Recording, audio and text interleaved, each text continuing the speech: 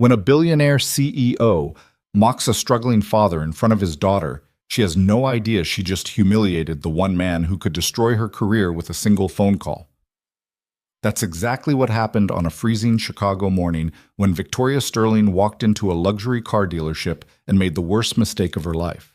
What unfolded next exposed corporate corruption, shattered egos, and proved that the quietest person in the room is often the most dangerous. If you want to see how this story ends, stick around until the final word, and drop a comment telling me what city you're watching from. I want to see how far this story travels. The glass doors of Premier Automotive Chicago swung open at exactly 9:47 a.m., letting in a blast of November air that smelled like exhaust fumes and coming snow. Ryan Mercer stepped inside first, one hand holding the door, the other gently guiding his 6-year-old daughter Sophie through the entrance. She clutched her stuffed rabbit, a threadbare thing with one missing eye and an ear that had been sewn back on 3 times, against her yellow winter coat. Ryan's boots squeaked against the polished marble floor. His work jacket, faded blue with a small tear near the left shoulder, looked gray under the showroom's brilliant LED lights. He needed a haircut. His jeans had a paint stain on one knee. To anyone paying attention, he looked exactly like someone who'd gotten off at the wrong stop. Sophie's eyes went wide as she took in the showroom. 6 luxury vehicles sat on raised platforms like sculptures in a museum. A midnight blue sports car, a pearl white SUV with chrome accents that caught the light like diamonds, a vintage convertible restored to showroom perfection. Each one probably cost more than most people made in 5 years. "Daddy, they're so shiny," Sophie whispered, her voice small in the cavernous space. "They are, sweetheart." Ryan's voice was quiet, steady. He didn't sound impressed or intimidated, just observant. A young salesman, couldn't have been more than 23, glanced up from his desk near the entrance, took one look at Ryan's jacket and boots, and immediately looked back down at his computer screen. Not his problem. Not his commission. Ryan noticed. He always noticed. The showroom manager, a man named Derek Hastings, with perfect silver hair and a suit that probably cost $3,000, stood near the center display. He was laughing at something one of the other salespeople had said, his voice carrying across the marble in a way that suggested he enjoyed hearing himself talk. Ryan walked slowly toward the vintage convertible, Sophie's hand in his. She pressed her face against the velvet rope barrier, staring at the cream-colored leather interior. "Is this the prettiest car in the whole world?" she asked. "Might be," Ryan said. "What do you think?" "I think it looks like something a princess would drive." Ryan smiled. Not the polite smile people give children when they're not really listening. A genuine smile that reached his eyes and made the tired lines around them soften. "You've got good taste, kiddo." That's when the second set of glass doors opened. Victoria Sterling didn't walk into rooms. She arrived in them. 30 years old, 5'9" in heels that brought her to 6 feet, wearing a black wool coat that probably cost more than Ryan's monthly rent. Her dark hair was pulled back in a style that looked effortless but definitely wasn't. Diamond earrings caught the light. Her expression was the kind of neutral that people in boardrooms learn to perfect, revealing nothing, promising less. 2 people followed her, a younger woman in a gray suit carrying a leather portfolio, and a man in his 40s who looked like he'd been hired specifically to look intimidating in expensive clothes. Derek's entire demeanor changed, his spine straightened, his smile shifted from casual to calculated. He moved across the showroom floor like a heat-seeking missile. "Ms. Sterling," he said, extending his hand before he'd fully reached her. "Right on time. Your vehicle arrived yesterday evening, and I can assure you it's absolutely perfect. The custom interior specifications were executed flawlessly. I'll be the judge of that," Victoria said. Her voice wasn't cold exactly, just efficient, like she'd calculated exactly how many words were necessary and refused to waste any extras. She shook his hand once, released it, and glanced around the showroom. Her eyes landed on Ryan and Sophie. Something flickered across her face, not quite disgust, more like confusion, followed by mild irritation. The look someone gives when they find something out of place in their carefully organized world. Derek followed her gaze and his jaw tightened almost imperceptibly. "I apologize for any distractions," Derek said quietly. "We'll have that handled immediately." Victoria didn't respond. She was already walking toward the back office where the paperwork waited. But Derek stayed behind for a moment, and his expression shifted into something uglier. He caught the eye of the young salesman who'd ignored Ryan earlier and gave him a look that clearly said, "Deal with this." The salesman stood, reluctant, and started walking toward Ryan with all the enthusiasm of someone approaching a mess they'd been told to clean up. Ryan saw him coming. He didn't move, just stood there with Sophie, who was now explaining to her stuffed rabbit about the different cars in careful, serious tones. "Sir," the salesman said, stopping a few feet away, "can I help you find something?" The way he said help made it clear he meant leave. Ryan turned slowly. His expression was calm, patient, the kind of patience that came from years of dealing with people who underestimated him. "I'm here to see a vehicle," Ryan said. "Right, well, sir, this is Premier Automotive. We specialize in luxury and custom vehicles. The price points here start around—" "I know where I am," Ryan said quietly. The salesman's smile got tighter. "Of course, it's just that we typically work by appointment, and I don't see your name on our— I don't have an appointment." "I see." The salesman glanced back toward Derek, who was watching from across the showroom with crossed arms. "Well, if you're interested in exploring your options, we have several partner dealerships across the city that might be more suitable for your— Daddy, is he saying we have to leave?" Sophie's voice was small, confused. The salesman's face flushed slightly. "No, sweetheart. I'm just trying to help your dad understand." "I understand perfectly," Ryan said. Still calm, still quiet. But something in his tone made the salesman stop talking. "We're not here by accident. We're exactly where we're supposed to be." Behind them, Victoria emerged from the back office with Derek. She was holding a tablet, scrolling through something with one perfectly manicured finger, while Derek hovered beside her like a man trying to predict what she wanted before she asked for it. "The Maybach specs are all confirmed," Derek was saying. "Custom midnight paint, the Napa leather interior in cognac, the upgraded sound system you requested." "And the chrome delete?" Victoria asked, not looking up. "Complete. Exactly as specified." Victoria nodded, still scrolling. Then she looked up, and once again her eyes found Ryan and Sophie across the showroom. This time she didn't look away. She walked toward them. Derek scrambled to follow. Ryan watched her approach. He didn't straighten his posture or fix his jacket, didn't do anything to make himself look more presentable. He just stood there, one hand resting on Sophie's shoulder. Victoria stopped about 6 feet away, close enough to speak without raising her voice, far enough to maintain a calculated distance. "Excuse me," she said. Her tone was the perfect balance of polite and dismissive. "I couldn't help but notice you've been here for several minutes without any clear purpose." The young salesman looked mortified. Derek looked pleased. Ryan just looked at her. "We're here to see a vehicle." "I'm sure you are." Victoria's smile was razor thin. "But Premier Automotive isn't really a browsing establishment. These are custom vehicles with very specific clientele. I'm sure there are other dealerships in the area that might be more accessible." Sophie pressed closer to Ryan's leg, her rabbit tucked tight against her chest. "More accessible," Ryan repeated. His voice stayed level. "I'm simply trying to save you time," Victoria said. "The vehicles here start at prices that, frankly, don't align with window shopping. The bus station is 2 blocks north. There's a very reputable used car lot on Madison Street that's much more budget-friendly." Someone near the coffee station laughed. Not loud, just a quiet snicker that carried in the marble and glass space. Sophie's face went red. She looked down at her scuffed sneakers. Ryan felt his daughter's embarrassment like a physical weight. But his expression didn't change. He reached down and gently squeezed Sophie's shoulder, a silent message that everything was okay. "Thank you for the directions," Ryan said quietly. "But we'll stay." Victoria's eyebrow lifted slightly, the look of someone accustomed to being listened to when they gave suggestions. "I'm not sure you understand." "I understand perfectly." Ryan checked his watch, a plain digital thing that had probably cost $30. "We're exactly where we're supposed to be at exactly the right time." Derek stepped forward. "Sir, I think what Ms. Sterling is trying to communicate is that this establishment caters to a very particular—" "I know what she's trying to communicate," Ryan said, "and I'm telling you we're not leaving." The temperature in the room seemed to drop. Victoria's expression hardened. This was a woman who'd built an empire by knowing exactly when to push and when to walk away. Right now, she was choosing to push. Let me be more direct, she said.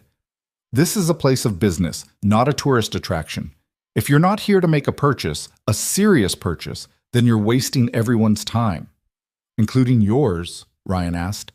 Especially mine. Sophie tugged on Ryan's jacket. Daddy, maybe we should… It's okay, sweetheart, Ryan said softly. Then he looked back at Victoria. We'll wait. For what exactly? You'll see. Something in the way he said it made Victoria pause just for a second.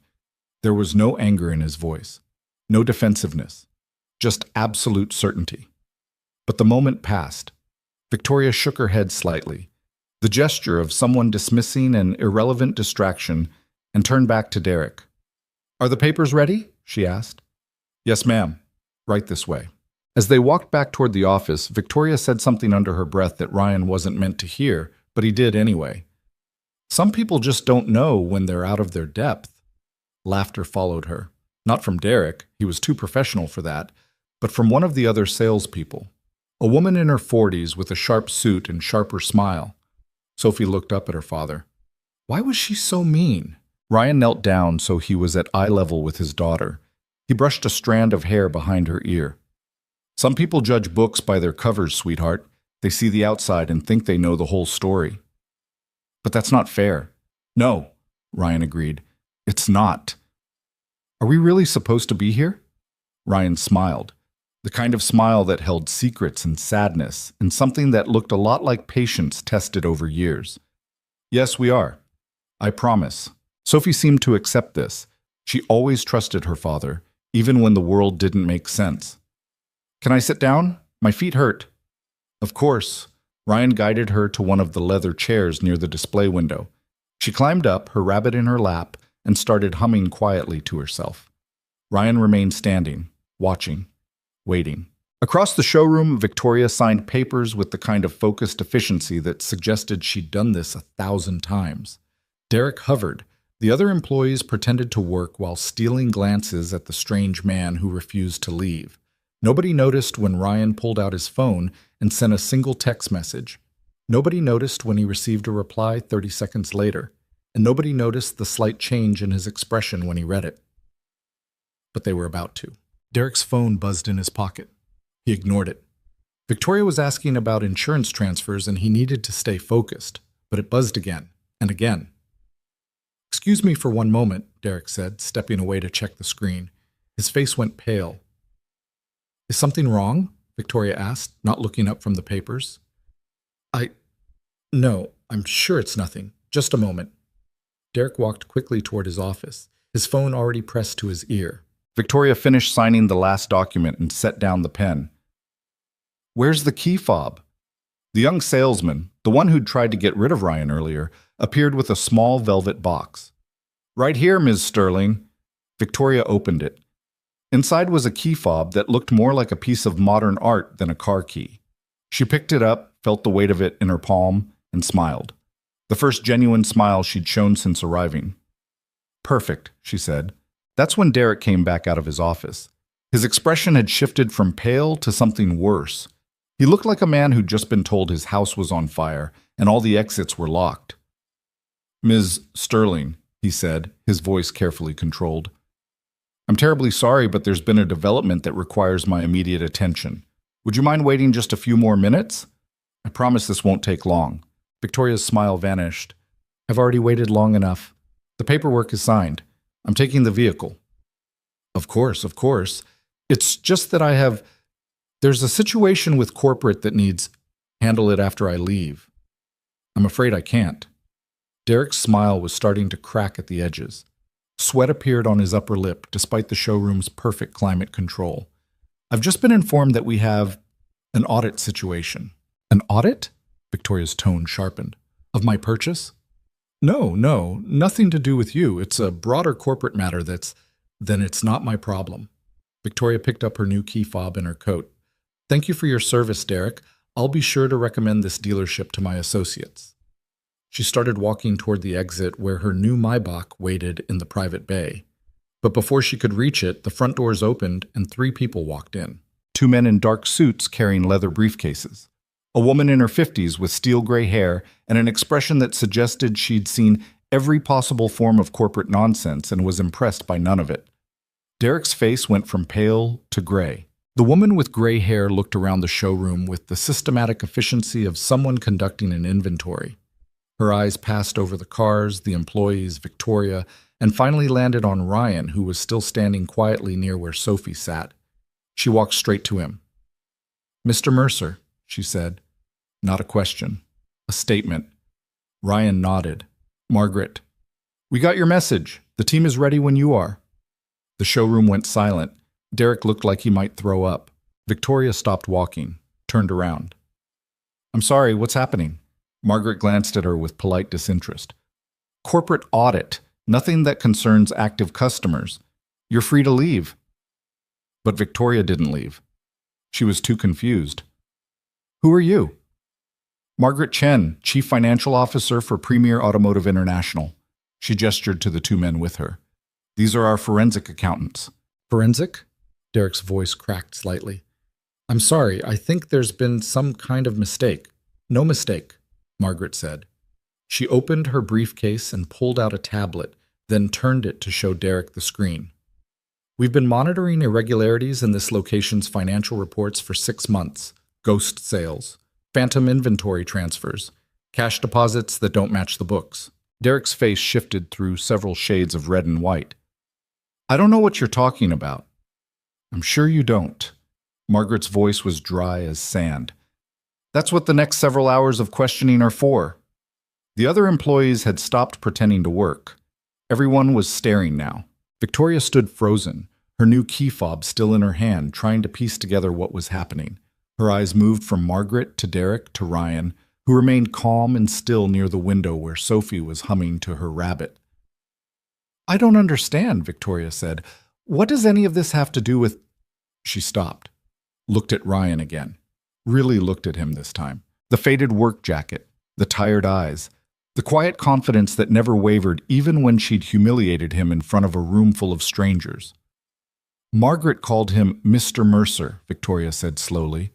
Margaret glanced at Ryan, a question in her eyes. Ryan gave the smallest nod. "Ryan Mercer," Margaret confirmed, majority shareholder of Premier Automotive International, owner of 43 dealerships across 8 states. The silence that followed was absolute. Victoria's face went through a complex series of expressions: confusion, realization, horror, and something that might have been respect if it wasn't buried under humiliation. Derek looked like he might actually faint. The young salesman who'd tried to shoo Ryan away earlier appeared to be contemplating whether the floor might open up and swallow him. Sophie, oblivious to the tension, looked up from her rabbit. "Daddy, are we done waiting?" "Almost, sweetheart," Ryan said quietly. Victoria found her voice. "You own this dealership." 48%, Ryan corrected. "Close enough to majority when the other shareholders are properly motivated. And you just stood there while I—" She couldn't finish the sentence. "While you told me I didn't belong here?" Ryan's voice was still calm, still quiet. "Yes, I did." "Why?" "Because I wanted to see what happened when nobody knew who I was." He glanced around the showroom. "I wanted to see how my employees treated people they thought were beneath them." Derek made a sound that might have been a laugh or a sob. "Mr. Mercer, I can explain Can you explain the $3 million missing from inventory accounts?" Margaret asked, not looking up from her tablet. "Can you explain the fake sales reports submitted to corporate every quarter for the last 2 years?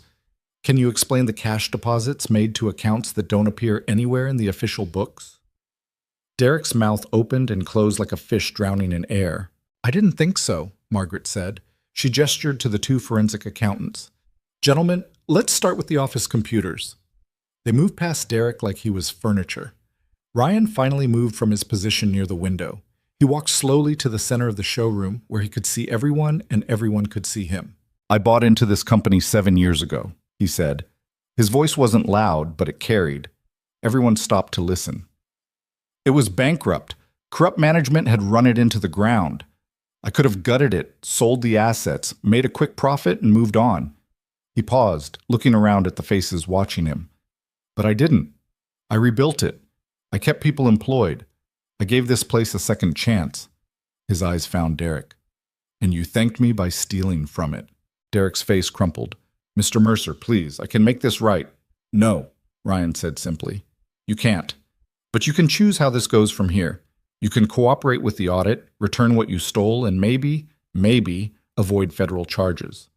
Or you can fight it, and I promise you'll lose everything. Derek seemed to age 10 years and 10 seconds. His shoulders slumped. I'll cooperate.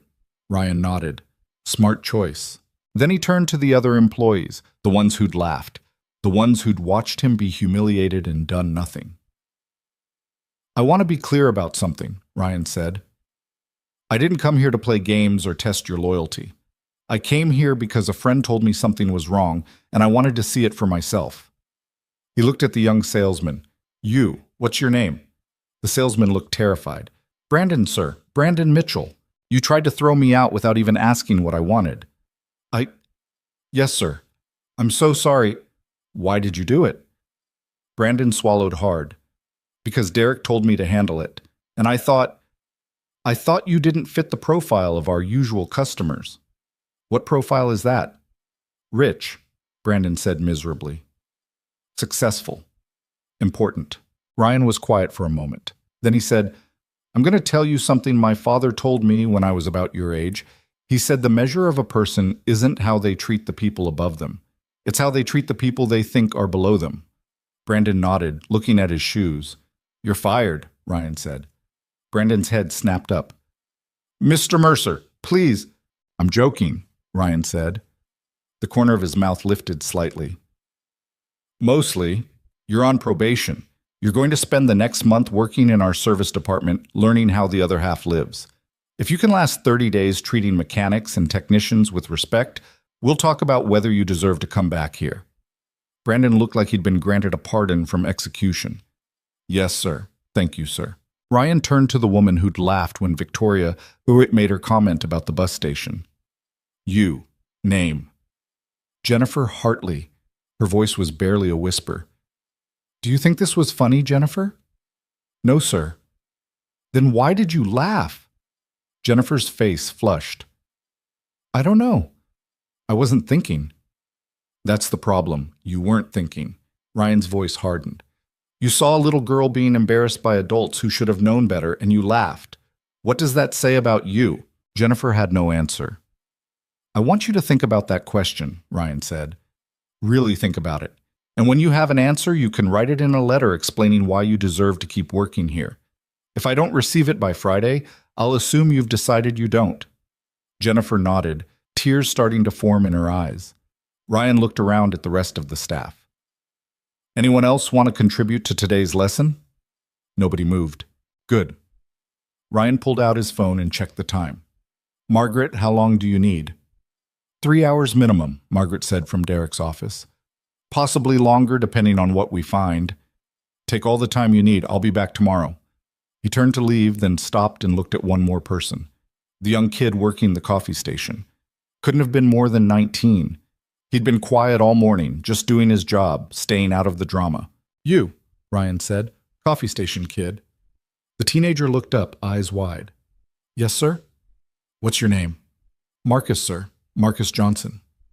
You helped my daughter earlier. Brought her a hot chocolate without being asked. Marcus looked confused. Yes, sir. She looked cold. Ryan nodded.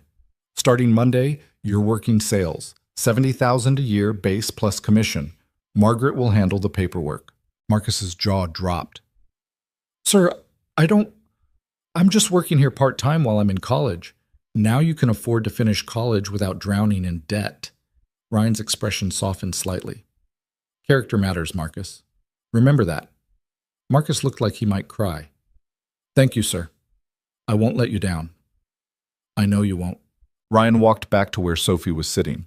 She'd fallen asleep in the chair, her rabbit clutched against her chest, her head tilted at an angle that would definitely give her a neck-ache later. He picked her up gently. She stirred but didn't wake, just pressed her face against his shoulder with a soft sigh. That's when he finally looked at Victoria.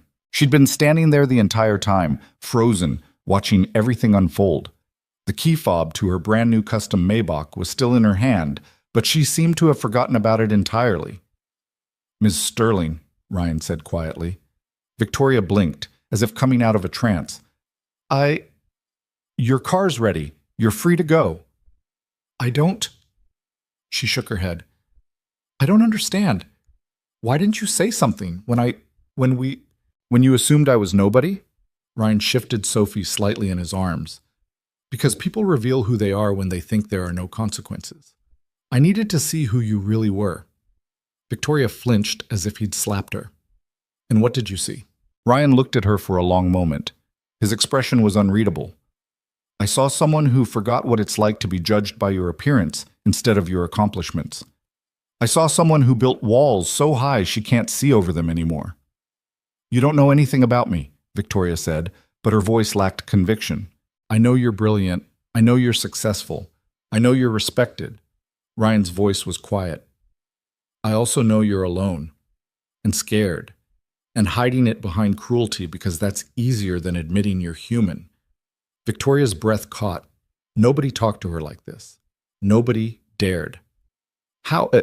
Because I've met 100 people like you, and most of them stay that way until something forces them to change. Or someone." He adjusted Sophie in his arms.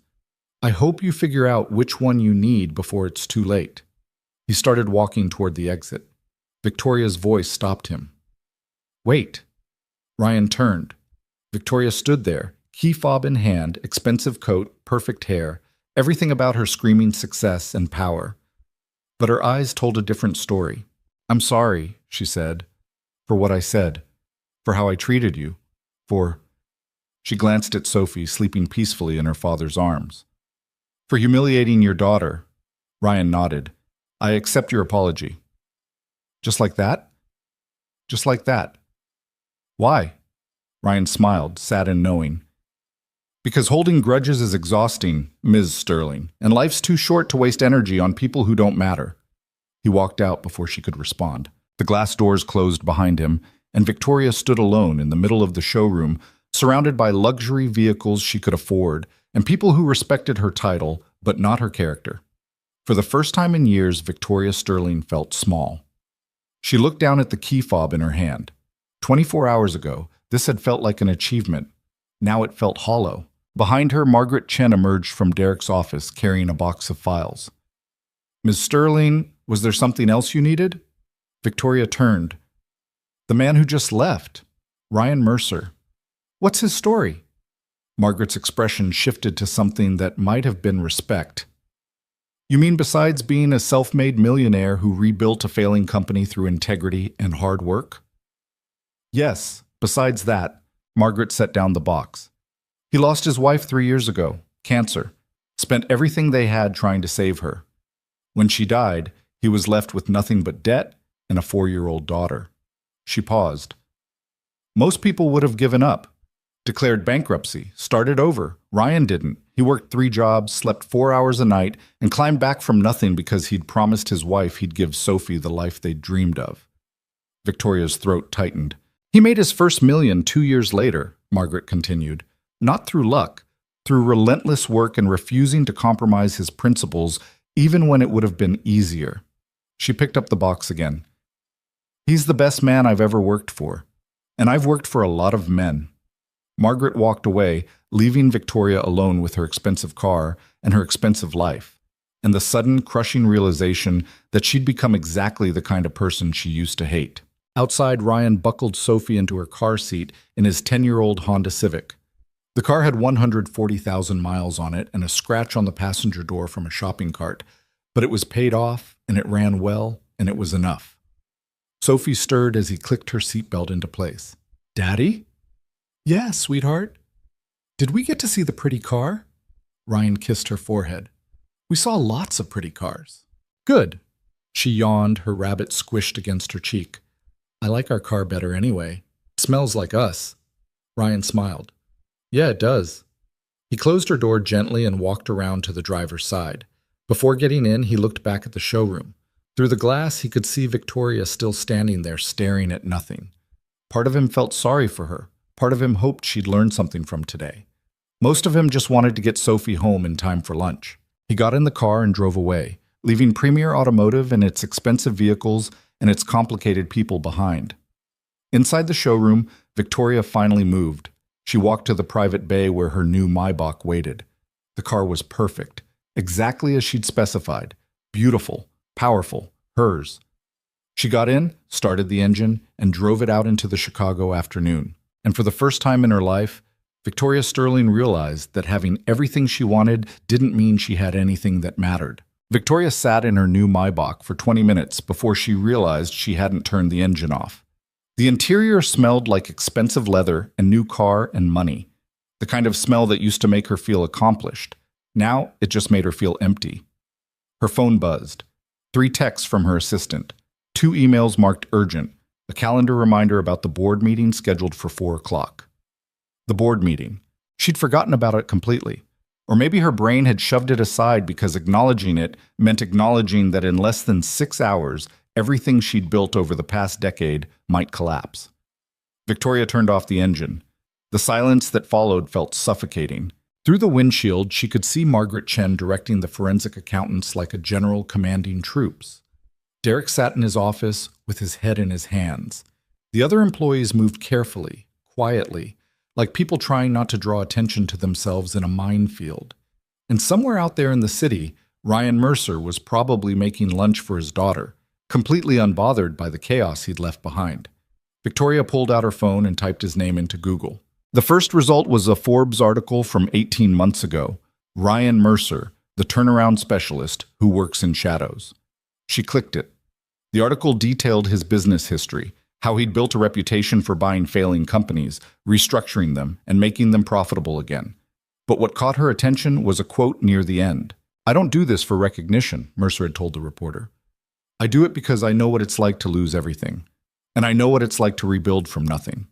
If I can give other people that second chance, then the work matters." Victoria kept scrolling, found an older article from a Chicago Tribune business section. This one had a photo. Ryan standing outside a factory he'd just purchased, wearing the same kind of work jacket he'd worn today, the same tired eyes. But in the photo, he was smiling, really smiling. The caption read, "Mercer Industries CEO, Ryan Mercer celebrates saving 400 jobs at manufacturing plant." 400 jobs, 400 families. She'd never thought about business that way. For Victoria, success meant quarterly earnings and shareholder value and market dominance. People were resources, assets to be managed. When had she started thinking like that? Her phone buzzed again. This time it was a call. Her assistant, Patricia. Victoria answered. "What is it?"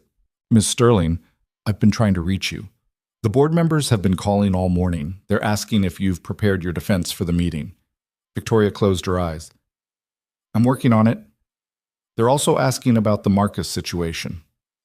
"What Marcus situation?" Patricia's voice dropped. "The lawsuit? The whistleblower complaint. You haven't seen it?" Something cold settled in Victoria's chest. "Send me everything." "I emailed it an hour ago. Send it again." She hung up before Patricia could respond. The email arrived 30 seconds later. Victoria opened it, and her stomach dropped. Marcus Chen, a former senior analyst at Sterling Industries, had filed a formal complaint with the Securities and Exchange Commission alleging that Victoria had knowingly falsified revenue projections to inflate stock prices. The complaint included emails, internal memos, and recorded phone conversations. Victoria's hand started shaking. She scrolled through the attached documents. Most of them were real. A few had been taken out of context, but the damage was done. Even if she could prove her innocence, and she wasn't entirely sure she could, the investigation alone would destroy her credibility. The board meeting wasn't about her leadership anymore. It was about whether she'd survive the week. Her phone rang again. This time it was David Thornton, the board chairman and the man who'd mentored her when she first started Sterling Industries. Victoria stared at his name on the screen for 3 rings before answering. "David?" "Victoria." His voice sounded old, tired, disappointed. "Tell me the allegations aren't true." "They're not." "Then explain the emails." Victoria pinched the bridge of her nose. The emails were internal strategy discussions. Marcus is twisting them to make it look like fraud. "Are you certain about that?" Am I certain that I didn't commit securities fraud? Victoria's voice sharpened. Yes, David, I'm certain. Silence on the other end. Then, the board wants you to step down voluntarily before the meeting. Absolutely not. Victoria, this is about damage control, okay? This is about cowards protecting themselves, Victoria snapped. I built this company from nothing. I've delivered record profits for 6 consecutive quarters, and the second there's controversy, everyone wants to throw me to the wolves. That's not fair. But isn't it? Victoria was surprised by how angry she sounded, how raw. You taught me that business was war, David. You told me never to show weakness, never to apologize, never to let anyone see you bleed. And I learned. I became exactly what you wanted me to become. So don't act surprised when I refuse to surrender. Another silence, longer this time. The meeting is at 4, David finally said. I suggest you come prepared. He hung up. Victoria sat in her expensive car in the parking lot of a luxury dealership and realized she had nowhere to go. Her office was full of people who were probably already planning their own survival strategies. Her apartment was empty except for furniture chosen by an interior designer she'd met once. Her friends were business associates who'd drop her the second she stopped being useful. She was alone. Completely, utterly alone. And the only person who'd been honest with her today was a man she'd humiliated in front of strangers. Victoria started the engine and drove. She didn't have a destination in mind. Just drove through Chicago's afternoon traffic, letting muscle memory guide her through streets she'd traveled 1,000 times. Past the office buildings where she'd closed deals, past the restaurants where she'd entertained clients, past the coffee shop where she used to meet David back when she was young and hungry and convinced she could change the world. When had that changed? When had she stopped wanting to change the world and started wanting to own it? She found herself pulling into a parking garage downtown, took the elevator to the 7th floor without really thinking about why, walked down a hallway that smelled like floor polish and recycled air until she reached a door marked Mercer Industries, private office. Victoria stood outside the door for a full minute before knocking. No answer. She knocked again. Still nothing. Of course he wasn't here. He was with his daughter, being a father, living a life that didn't revolve around office hours and board meetings, and proving his worth to people who didn't matter. Victoria turned to leave. The door opened. Margaret Chen stood in the doorway, reading glasses perched on her nose, looking surprised. Miss Sterling? I was looking for Ryan Mercer. He's not here. I see that. Victoria shifted uncomfortably. Do you know when he'll be back? Margaret studied her for a moment, the kind of look that felt like it was measuring more than just the question being asked. He doesn't keep regular hours. This is just a satellite office he uses for meetings. His real headquarters is across town. Oh. Victoria felt stupid standing there. I'll try there. May I ask what this is about? Victoria opened her mouth to give some professional answer about business inquiries or consulting opportunities. But something in Margaret's expression, something that reminded her of the way Ryan had looked at her in the showroom, made her tell the truth. I wanted to apologize, Victoria said quietly. Properly. Margaret's expression softened slightly. He doesn't hold grudges if that's what you're worried about. That's what he said. Then why apologize? Because I do. Victoria looked down at her expensive shoes. Hold grudges, I mean. Against other people, against myself. I don't know how to just let things go. Margaret was quiet for a moment. Then she stepped back from the door. Come in. Victoria hesitated. I don't want to bother you. You already bothered me by knocking. Might as well follow through. The office was smaller than Victoria expected. Clean but not fancy. There was a desk with a computer, a few filing cabinets, a couch that looked like it had been used for more naps than client meetings. The walls were covered with photos, not of buildings or products or achievements, just people. Employees at company picnics, ribbon-cutting ceremonies at factories, a group photo from what looked like a retirement party, and in the corner, on a small side table, there was a framed photo of Ryan with a woman and a very young Sophie. The woman was beautiful, laughing at something off camera. Ryan's arm was around her shoulders, and he looked happier than Victoria had ever seen any human being look. That's Catherine, Margaret said, following Victoria's gaze. Ryan's wife. She's beautiful. She was brilliant too. Architect. Designed half the affordable housing projects on the South Side. Margaret sat down behind the desk. She was diagnosed with stage 4 pancreatic cancer 6 months after Sophie was born. Doctors gave her 2 years. She fought for 4. Victoria felt something crack in her chest. I didn't know. Most people don't. Ryan doesn't talk about it much. Margaret pulled off her reading glasses. He used every penny they had trying to save her. Experimental treatments, clinical trials, specialists in 3 different countries. Nothing worked. By the time Catherine died, Ryan had medical debt in the 7 figures and a daughter who'd just turned 4. How did he rebuild? Margaret smiled grimly. The same way anyone rebuilds, one day at a time. He sold everything except the house. Catherine loved that house, wanted Sophie to grow up there. Worked as a construction manager during the day, did consulting work at night, drove for a rideshare service on weekends, slept in his car between shifts so he wouldn't waste time commuting. Victoria sat down on the couch without being invited. Her legs felt weak. 2 years later, he had enough saved to make his first investment, Margaret continued. A small manufacturing plant that was about to go under.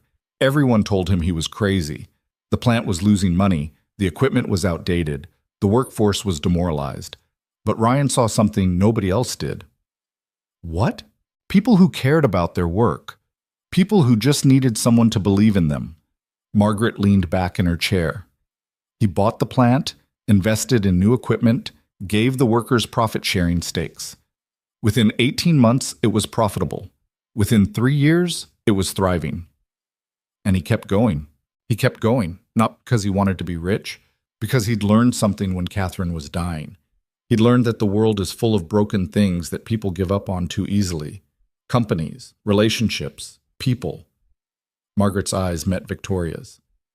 He made it his mission to prove that broken things can be fixed if someone's willing to do the work. Victoria's throat felt tight. Why are you telling me this? Because Ryan won't. He doesn't believe in using his tragedy to make people feel sorry for him. Margaret put her glasses back on. But I think you need to understand who you insulted today. Not because you owe him something, because you owe yourself the truth. What truth? That you've become the kind of person who judges people by their appearance instead of their character. And somewhere deep down, you know that's wrong. Victoria flinched. You don't know anything about me. I know you're here, instead of preparing for a board meeting that could end your career. Margaret's voice wasn't unkind, just factual.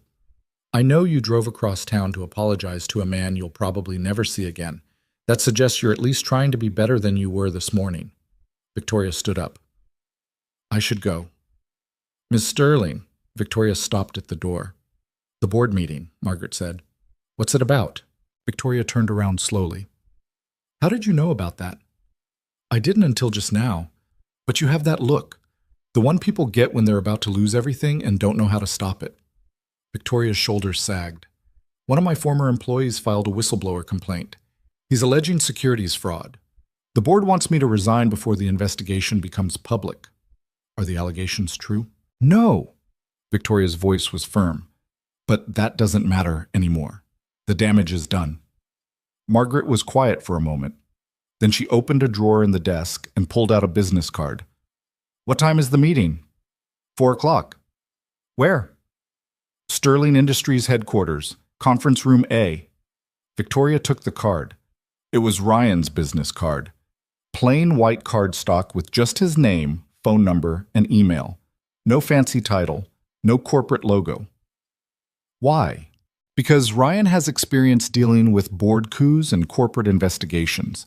And because he's helped more people than you can imagine survive situations exactly like yours. Why would he help me? Victoria's voice broke slightly. I treated him like garbage. Margaret smiled, sad and knowing. Because that's what he does.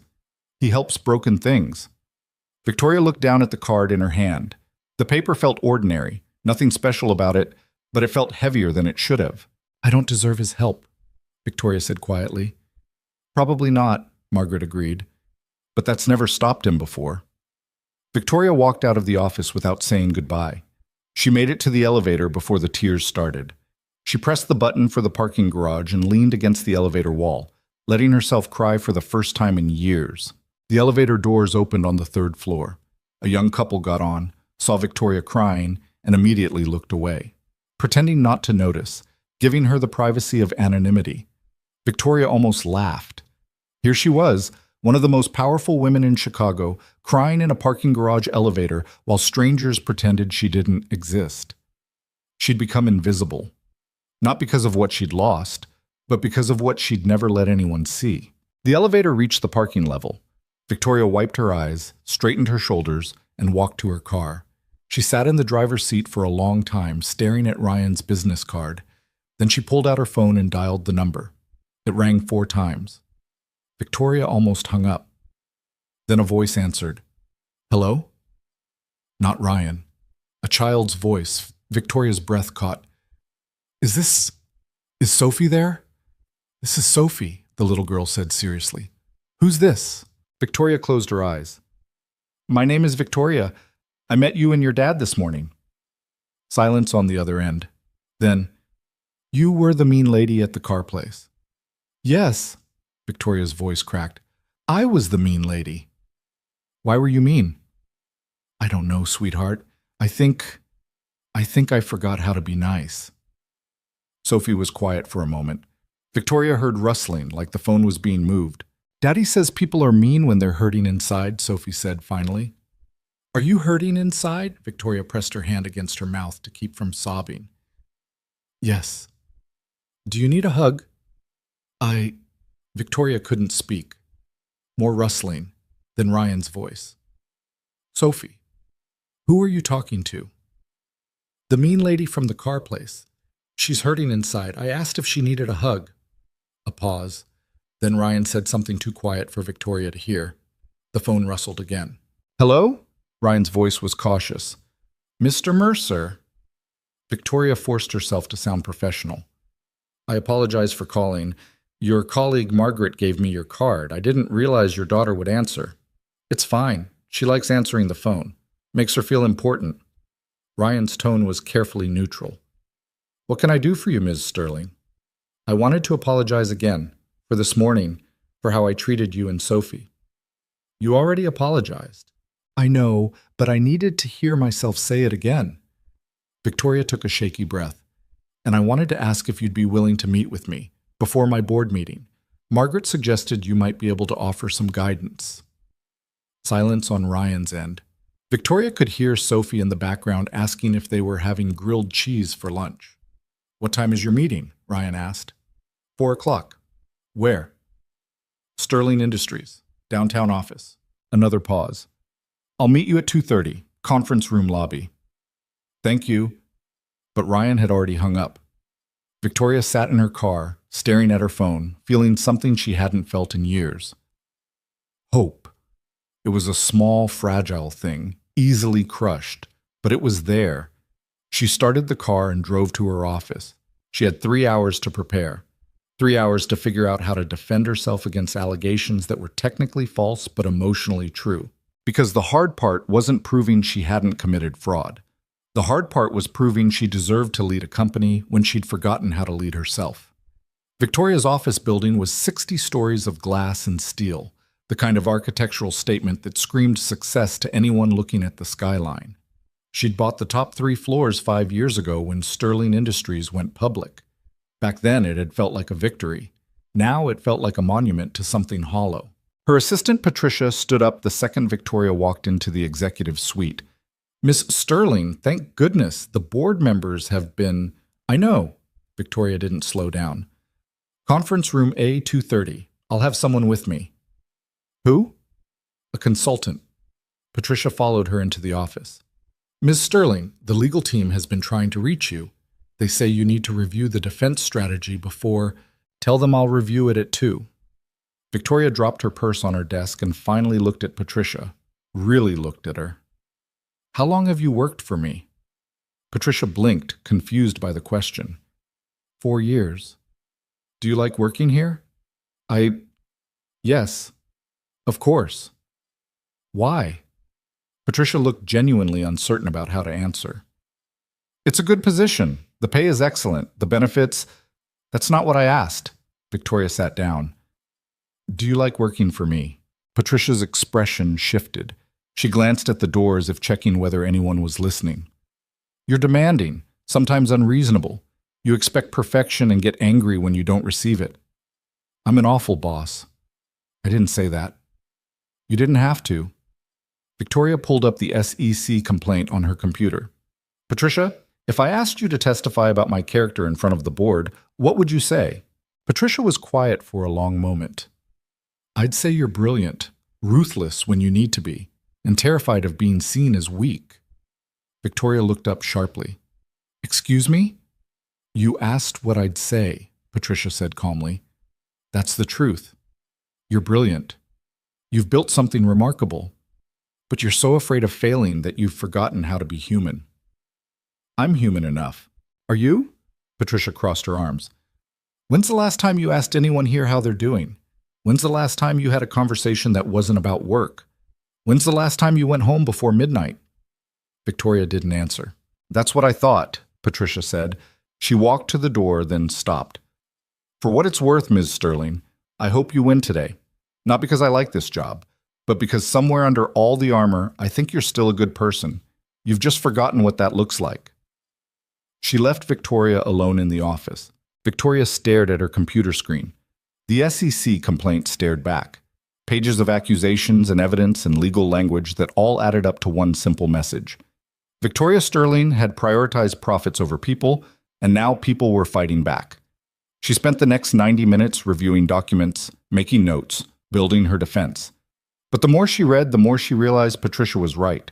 She hadn't committed securities fraud, but she'd committed something worse. She'd stopped caring.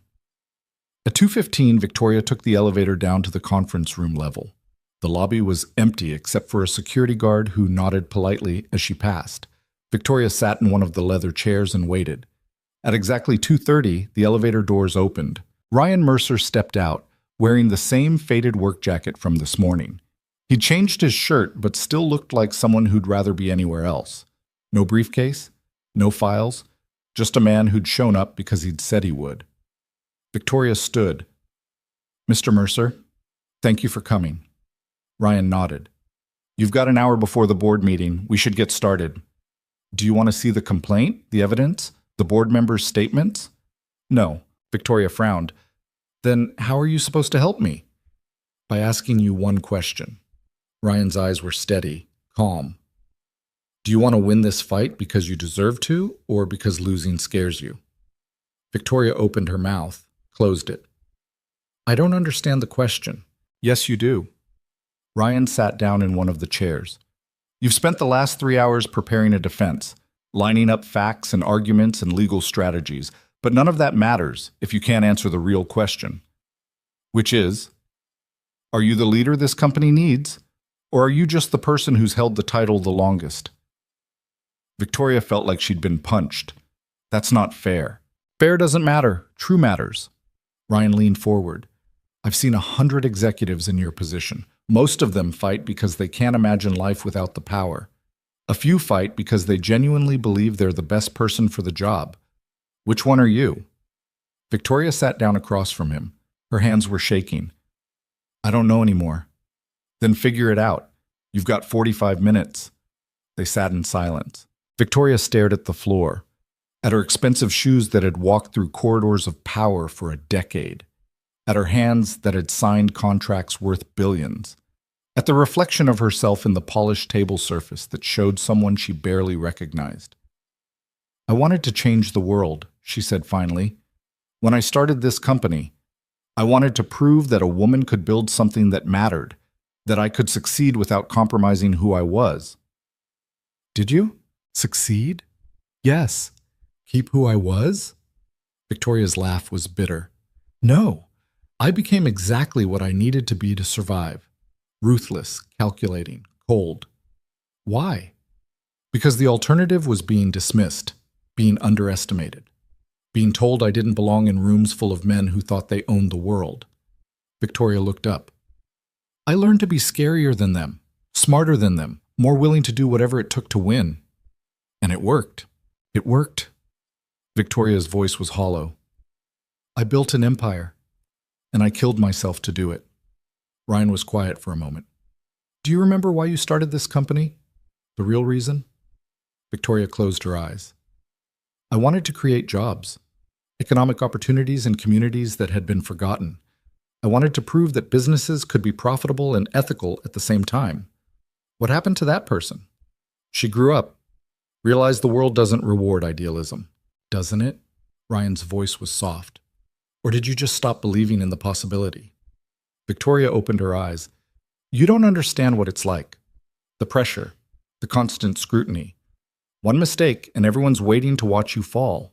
You're right, Ryan said. I don't understand what it's like to be you, but I understand what it's like to rebuild your life from nothing. And I can tell you that the person who does that successfully isn't the one who never falls. It's the one who remembers why they're standing up in the first place. I don't know if I remember anymore. Then don't go to the meeting. Victoria stared at him. What? If you can't answer why you deserve to lead this company, then resign. Let the board appoint someone else. Walk away and find something that actually matters to you. I can't just walk away. Why not? Ryan's voice was calm, curious. What's the worst that happens? You lose your title, your power, your reputation. Yes, all of that. And then what? You disappear? You stop existing? Ryan shook his head. Or you finally figure out who you are when nobody's watching. Victoria felt tears building again. I've spent my entire adult life building this company. I know. And it might be time to ask yourself if you built it for the right reasons, or if you're just too afraid to let it go. The silence between them felt enormous. Victoria looked at her watch. 30 minutes until the board meeting. 30 minutes to decide whether to fight or surrender. 30 minutes to choose between the person she'd become and the person she might still be able to be. If I go to that meeting, Victoria said slowly, and I fight to keep my position, what do I say? Ryan met her eyes. The truth about who you've been, who you want to be, and what you're willing to change to get there. What if that's not enough? Then at least you'll know you were honest. Ryan stood up. The board isn't going to fire you because of one whistleblower complaint, Ms. Sterling. They're going to fire you because they've lost faith in your leadership. The only way to win them back is to show them the leader they hired in the first place. I don't know if that person still exists. Then this meeting is about to tell you whether she does. Ryan walked toward the elevator. Victoria stood up, her heart hammering. Why did you come here? She asked. Why help me after what I did? Ryan stopped, turned around. Because my wife used to say that everyone deserves a chance to become who they're meant to be, even people who don't believe they deserve it. The elevator doors opened. Ryan stepped inside. Mr. Mercer. He held the door. Yes? Thank you. Ryan nodded. The doors closed. And Victoria stood alone in the conference room lobby, 28 minutes away from the most important meeting of her life, finally understanding what was at stake. Not her company. Her soul.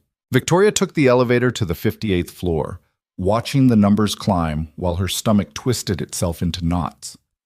26 minutes. She had 26 minutes to figure out who she was and whether that person deserved to survive what was coming.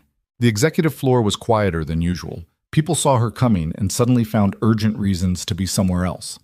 Victoria had seen this before. The slow retreat of colleagues when someone was about to fall, like watching rats abandon a ship they'd happily sailed on when the weather was good. Patricia was waiting outside conference room A with a tablet and an expression that tried to be neutral but didn't quite make it. They're already inside, all 12 board members, plus legal counsel. Who else? Marcus Chen, the whistleblower, his attorney, and 2 representatives from the SEC. Patricia's voice dropped. Ms. Sterling, they're not here to listen. They're here to watch you resign. Victoria straightened her shoulders. Then they're going to be disappointed. She pushed open the conference room doors before she could change her mind. 12 faces turned toward her. Some she'd worked with for years. Others had been appointed recently, brought in by investors who wanted fresh blood and new perspectives. David Thornton sat at the head of the table, looking older than he had 6 months ago. Grayer, more tired. And sitting beside the SEC representatives, wearing a suit that probably cost more than Victoria's first car, was Marcus Chen. 28 years old, brilliant, and looking at her with an expression that mixed triumph with something that might have been regret. Victoria took the empty seat at the opposite end of the table from David. Nobody spoke. The silence felt like a held breath. David cleared his throat. Victoria, thank you for coming.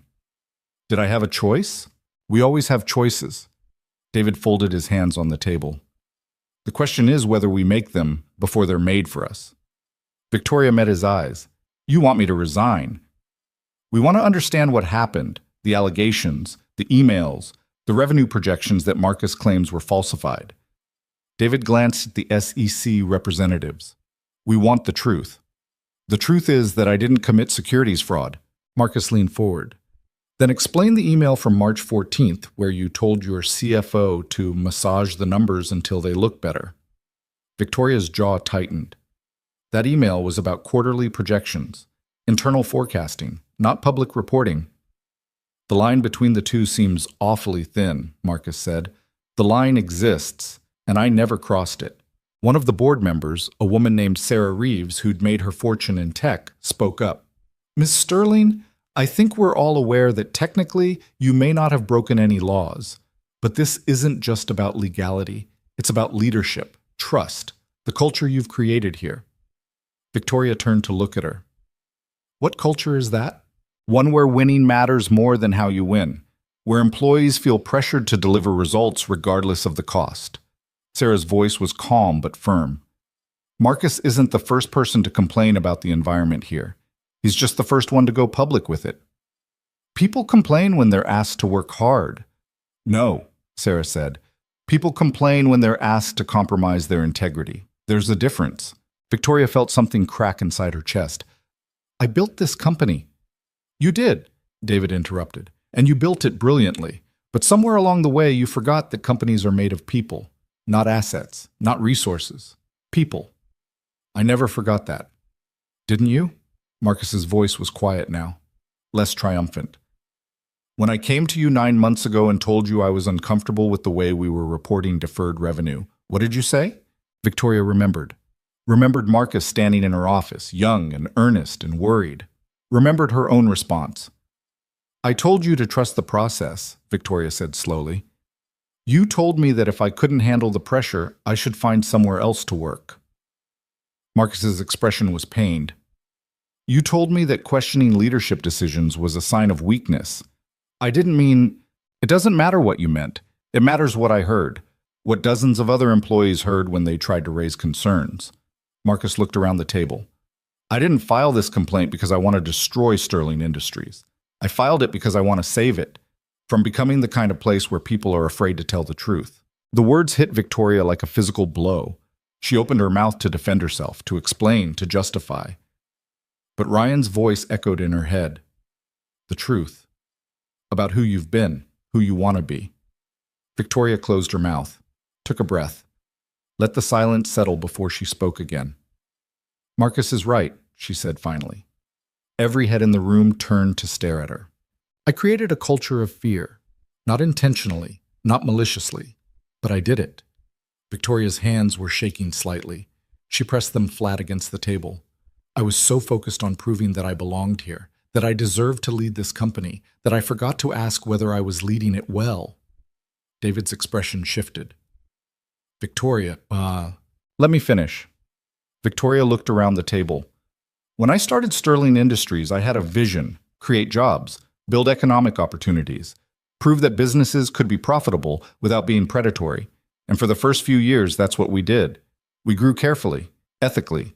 We treated people like they mattered. What changed? Sarah asked. Victoria was quiet for a moment. I did. We went public. Suddenly I wasn't just answerable to employees and customers. I was answerable to shareholders who wanted quarterly growth, to analysts who punished any sign of weakness, to board members who started every meeting by asking why we weren't growing faster. She looked at David. He had the grace to look uncomfortable. I convinced myself that the only way to survive was to be harder, tougher, more ruthless than everyone else in the room. Victoria's voice cracked slightly. I stopped asking whether decisions were right. I only asked whether they were profitable, and I surrounded myself with people who wouldn't question that logic. That's not entirely true. Patricia's voice came from the doorway. Everyone turned. Victoria's assistant stood there with a folder in her hands, looking nervous but determined. I'm sorry. I know I'm not supposed to be in here, But there's something the board needs to see. David frowned. Patricia, this is a closed meeting. I know, but Miss Sterling isn't the only one who's been working here for the past decade. Patricia walked to the table and opened the folder. These are internal memos from the past 5 years. Performance reviews, employee surveys, exit interview transcripts. She spread the papers across the table. Yes, the culture became more demanding, more pressure-focused. But if you actually read these documents, you'll see something else. Patricia pointed to a performance review. Ms. Sterling personally mentored 15 junior employees over the past 3 years.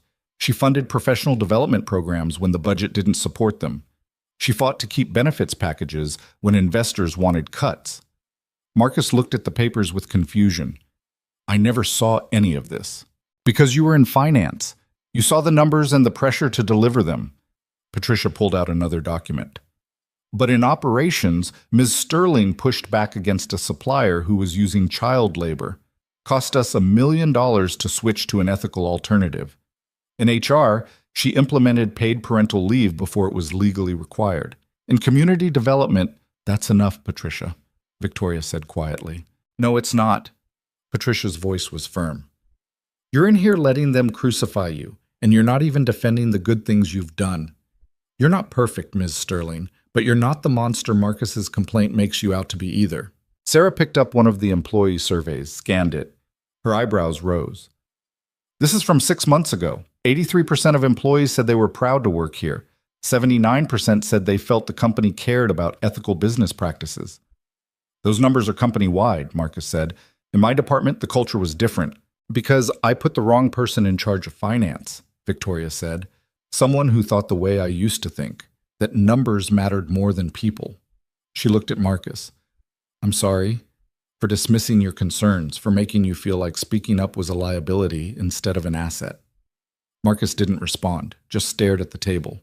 One of the other board members, an older man named Robert Chen, who'd been silent until now, spoke up.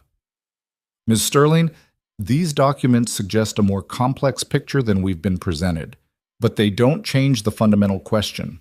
Marcus filed a whistleblower complaint with the SEC.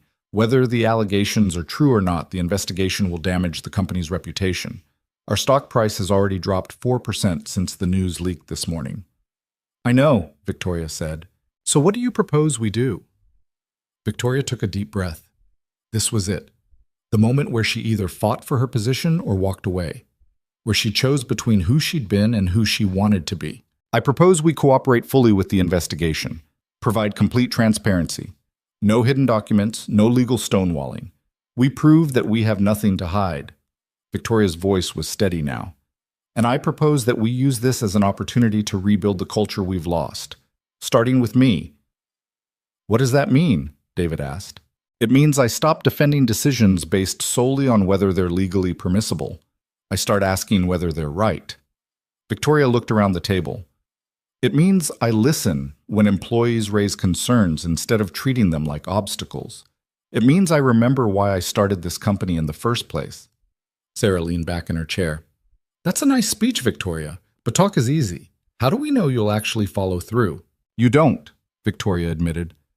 You'll have to trust me, or you'll have to replace me. Either way, I'm not resigning today. The room went quiet again. David looked at the SEC representatives. Gentlemen, could you give us the room? We need to discuss this as a board. The two men nodded and filed out. Marcus hesitated, then followed them. When the door closed, David turned back to Victoria. You've put us in an impossible position.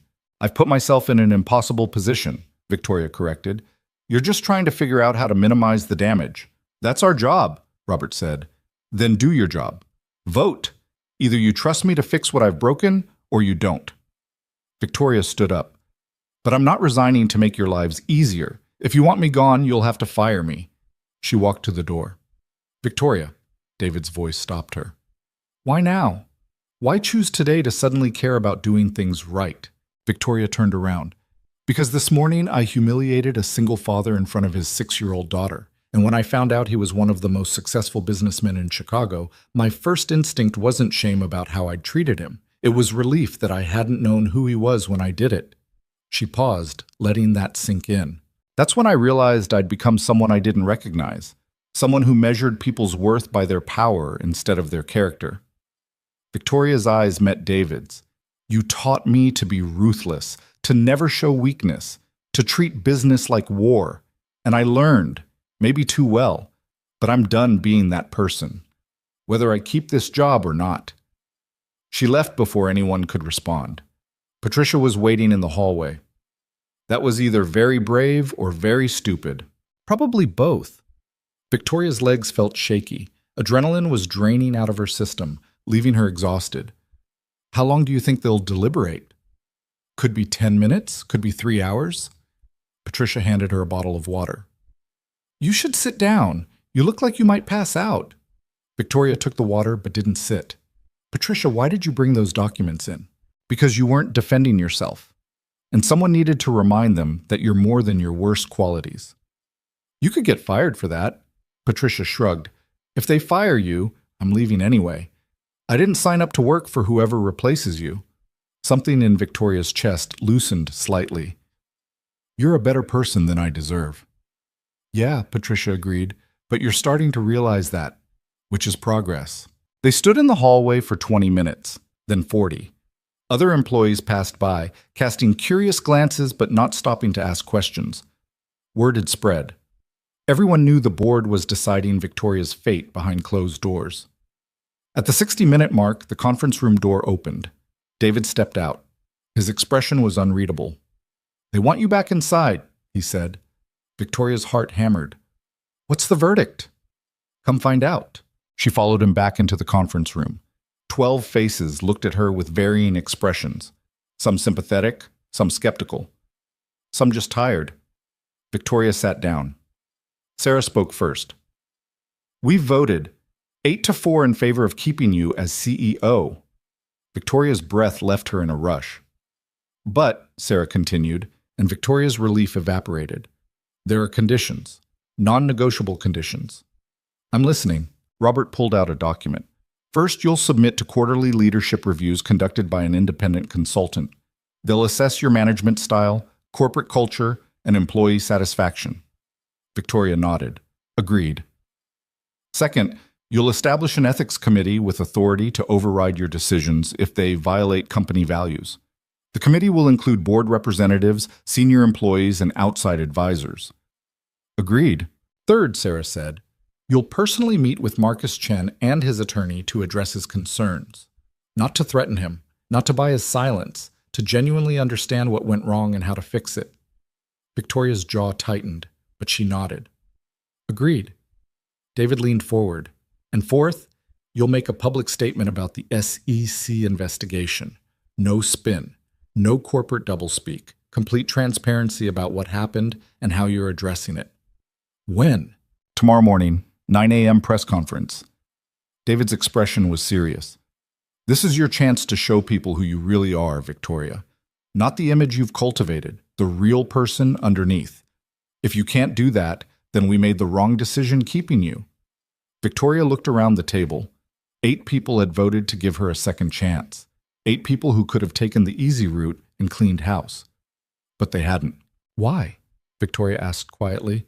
Why give me another chance when it would be easier to start fresh? Sarah smiled slightly.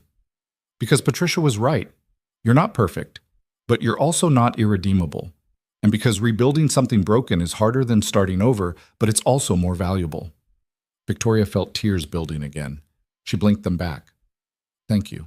Don't thank us yet, Robert said. You've got 6 months to prove this wasn't a mistake. If the culture doesn't improve, if employees don't feel heard, if we see any sign that you're reverting to old patterns, we'll revisit this decision. Understood. David stood up. Then we're adjourned. Victoria, I'd like a word before you go. The other board members filed out.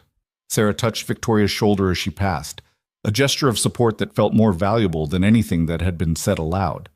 When the room was empty except for Victoria and David, he sat down in the chair beside her instead of across from her. The gesture felt significant. I owe you an apology, David said. Victoria looked at him in surprise. For what? For teaching you all the wrong lessons. David's voice was heavy with something that sounded like regret. When you first came to work for me, you were 22 years old and full of ideas about changing the world. You wanted to build something that mattered, and I taught you to be cynical instead. You taught me to be successful. I taught you to be ruthless, to see people as obstacles or assets, to measure worth in quarterly earnings instead of human impact. David rubbed his face. I thought I was preparing you for reality, but all I did was convince you that caring was weakness. Victoria didn't know what to say. My wife died 2 years ago, David said quietly. Cancer. And I spent her last 6 months working 80-hour weeks because I didn't know how to face losing her. I convinced myself that work mattered more than being present for someone I loved. His voice cracked slightly. She forgave me before she died, told me she understood. But I don't forgive myself. David looked at Victoria. When I heard about your confrontation with Ryan Mercer this morning, I saw myself 30 years ago, measuring people by their appearance, judging them by what they could do for me instead of who they were. David, let me finish. He held up a hand. I voted to keep you as CEO today, not because I think you're perfect, but because I think you're finally learning the lessons I should have taught you from the beginning, that success without integrity is worthless, that power without compassion is poison, that the only thing worth building is something that makes people's lives better. Victoria's throat felt tight. I don't know if I can be that person. Neither do I, David admitted, but I think you're willing to try. And that's more than most people in your position ever do. He stood up, looking older and more tired than Victoria had ever seen him. The press conference tomorrow. Tell them the truth, not the sanitized corporate version.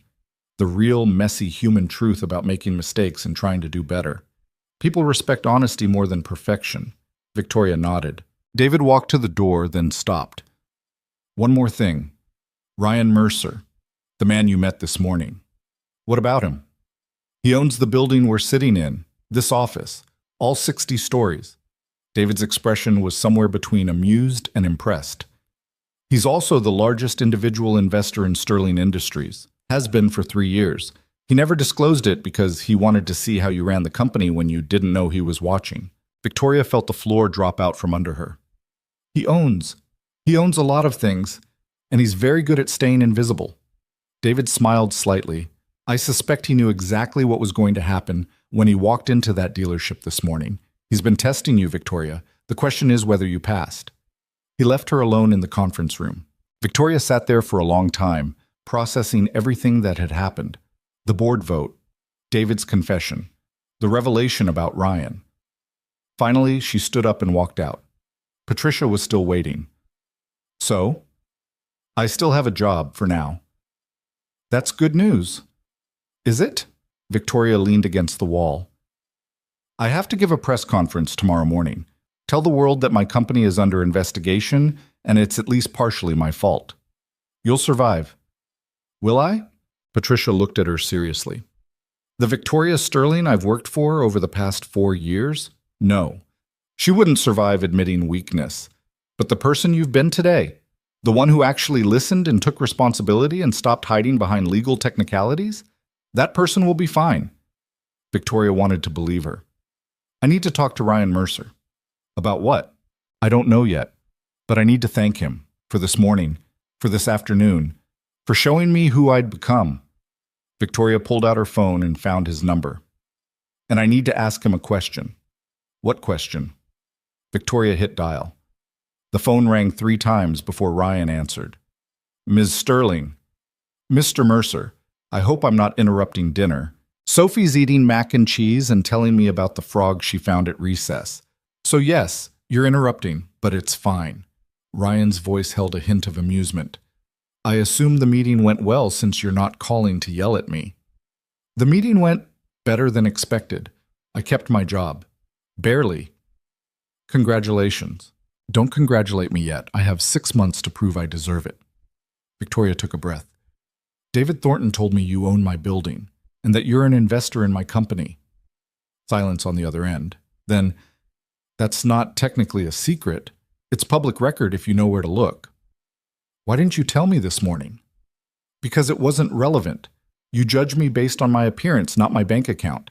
Telling you who I was would have just proven you were right to do it. Victoria closed her eyes. That's not fair. No, Ryan agreed. But it's true.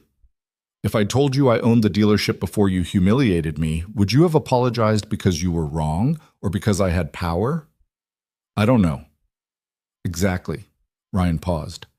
Is that why you called? To ask why I didn't make your life easier? No. I called to ask you the question you asked me this afternoon. Victoria's voice was quiet. How do you know if you're the leader people need or just the person who's held the title the longest?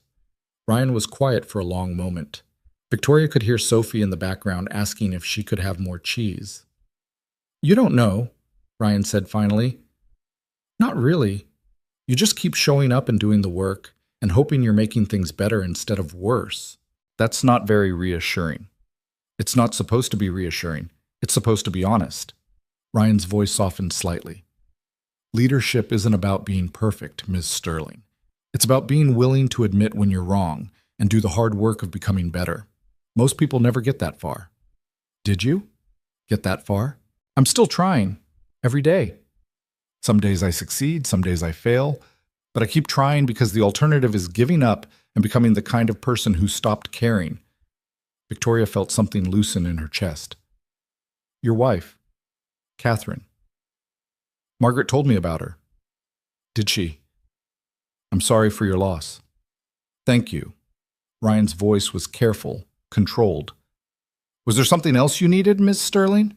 Yes. Victoria looked down at her expensive shoes, at her reflection in the polished floor. I need to apologize to your daughter, properly, not over the phone, in person. Why? Because she deserves to hear it, and because I need to look her in the eye and admit that I was wrong. Victoria's voice cracked. She told me that people are mean when they're hurting inside, and she was right. I've been hurting for so long, I forgot what it felt like to be kind. The silence that followed felt heavy with things unspoken. Sophie goes to bed at 8, Ryan said finally. But she'd probably like to meet you again, under better circumstances. When? Tomorrow night, 6 o'clock. I'll text you the address. Thank you. Don't thank me, Ms. Sterling. Just show up and be honest. That's all she needs. He hung up before Victoria could respond. Patricia was watching her with a strange expression. You're going to apologize to a 6-year-old? Yes. Why? Victoria thought about Sophie's small voice on the phone asking if she needed a hug, about the way the little girl had looked at the floor when adults laughed at her father, about the stuffed rabbit clutched against a yellow coat. Because she's the only person who's been completely honest with me today, Victoria said, and because I want her to know that adults can admit when they're wrong. Patricia smiled. You're going to be okay, Ms. Sterling. I hope so. Victoria took the elevator down to the parking garage where her new Maybach waited. She got in, started the engine, and sat there in the expensive leather seats that smelled like money and success and everything she'd convinced herself mattered. Then she turned off the engine and pulled out her phone. She scrolled through her contacts until she found a number she hadn't called in 5 years. Her college roommate. The woman who'd been her best friend before Victoria got too busy for friendships that didn't advance her career. The phone rang 4 times. Victoria almost hung up.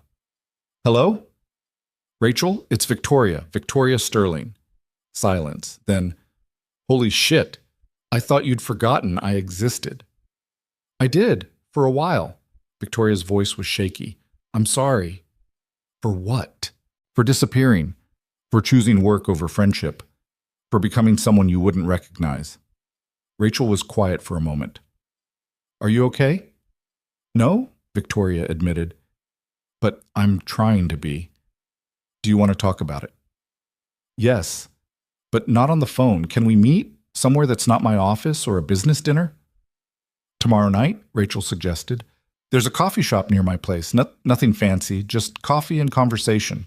I can't tomorrow. I have to apologize to a 6-year-old. Rachel laughed, actually laughed. That's either a very long story or you finally lost your mind. Probably both. Victoria smiled despite everything. How about the day after? Thursday works, 7 o'clock. I'll text you the address. Thank you, Rachel. Don't thank me yet. You've got 5 years of catching up to do. Rachel's voice softened. But I'm glad you called, Vic. Really glad. They hung up. Victoria sat in her car and cried.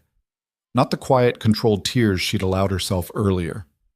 Full, ugly, gasping sobs that made her mascara run and her throat burn and her chest ache. She cried for the person she'd been, for the person she'd become, for the years she'd wasted measuring her worth in titles and profits and the respect of people who didn't actually care about her. And when she was done crying, she started the car and drove home to her empty apartment, carrying with her the fragile, terrifying possibility that maybe, just maybe, she could still become someone worth respecting. Victoria's apartment was exactly what someone would expect from a successful CEO. Floor-to-ceiling windows overlooking Lake Michigan, furniture chosen by a designer who'd been paid to make the space look impressive rather than comfortable, art on the walls that cost more than most people's cars. Everything perfect, everything cold. She stood in the kitchen that she barely used and opened the refrigerator. 2 bottles of expensive wine, a container of yogurt that had expired 3 weeks ago. Condiments. Nothing that resembled an actual meal. Victoria closed the refrigerator and ordered takeout from a Thai place that delivered until midnight. While she waited, she sat on her couch that was beautiful but hurt her back and opened her laptop. The press conference was tomorrow at 9. She had 12 hours to figure out what to say. She pulled up a blank document and stared at the cursor blinking on the white screen. Typed a sentence. Deleted it. Typed another. Deleted that too. How did you tell the world you'd been wrong without sounding weak? How did you admit mistakes without destroying the confidence people had in your leadership? The old Victoria would have known exactly what to say. She would have crafted careful statements that acknowledged concerns without accepting blame, would have used corporate language that sounded sincere but meant nothing, would have emerged from the press conference with her armor intact. But that wasn't what David had asked her to do. He'd asked for truth. Messy, human truth. Victoria closed the laptop. The Thai food arrived 40 minutes later. She ate it sitting on her couch, watching the lights of Chicago spread out below her like a galaxy made of electricity and ambition. Somewhere out there, Ryan Mercer was probably reading Sophie a bedtime story, making sure she brushed her teeth, being a father in all the ways that mattered. Victoria tried to remember the last time someone had tucked her in, the last time someone had cared whether she was tired or scared or lonely. Couldn't recall. Maybe that had never been her life. She fell asleep on the couch with the laptop balanced on her knees and the television playing something she wasn't watching. The alarm on her phone woke her at 6. Her neck hurt from the angle she'd been sleeping at. Her makeup was smeared. The Thai food container had tipped over on the coffee table, leaving a small puddle of peanut sauce on the glass surface. Victoria cleaned it up mechanically, then took a shower that lasted until the hot water ran cold. She stood in front of her closet trying to decide what you wore to a press conference where you admitted you'd been a terrible leader. The power suit felt wrong, too aggressive, too much armor. She settled on a navy dress. Simple, professional, human. Patricia met her in the lobby of Sterling Industries at 8:30. The reporters are already setting up. Legal wants to brief you before you go on. No lawyers. Patricia blinked. Ms. Sterling, that's not a good idea. I don't want legal doublespeak. I want to tell the truth. Victoria pressed the elevator button. They can watch, but they don't get to script me. The conference room where they'd set up the press briefing was packed. 20 reporters, cameras, voice recorders, people who made their living asking uncomfortable questions and not accepting easy answers. Victoria's legal team stood in the corner looking nervous. Patricia handed her a bottle of water and a folder containing talking points that Victoria immediately set aside without reading. At exactly 9 o'clock, she walked to the podium. The cameras started flashing immediately. Questions overlapped each other, reporters shouting to be heard over one another. Victoria held up a hand. I'll make a statement first, then I'll take questions. The noise settled to a murmur.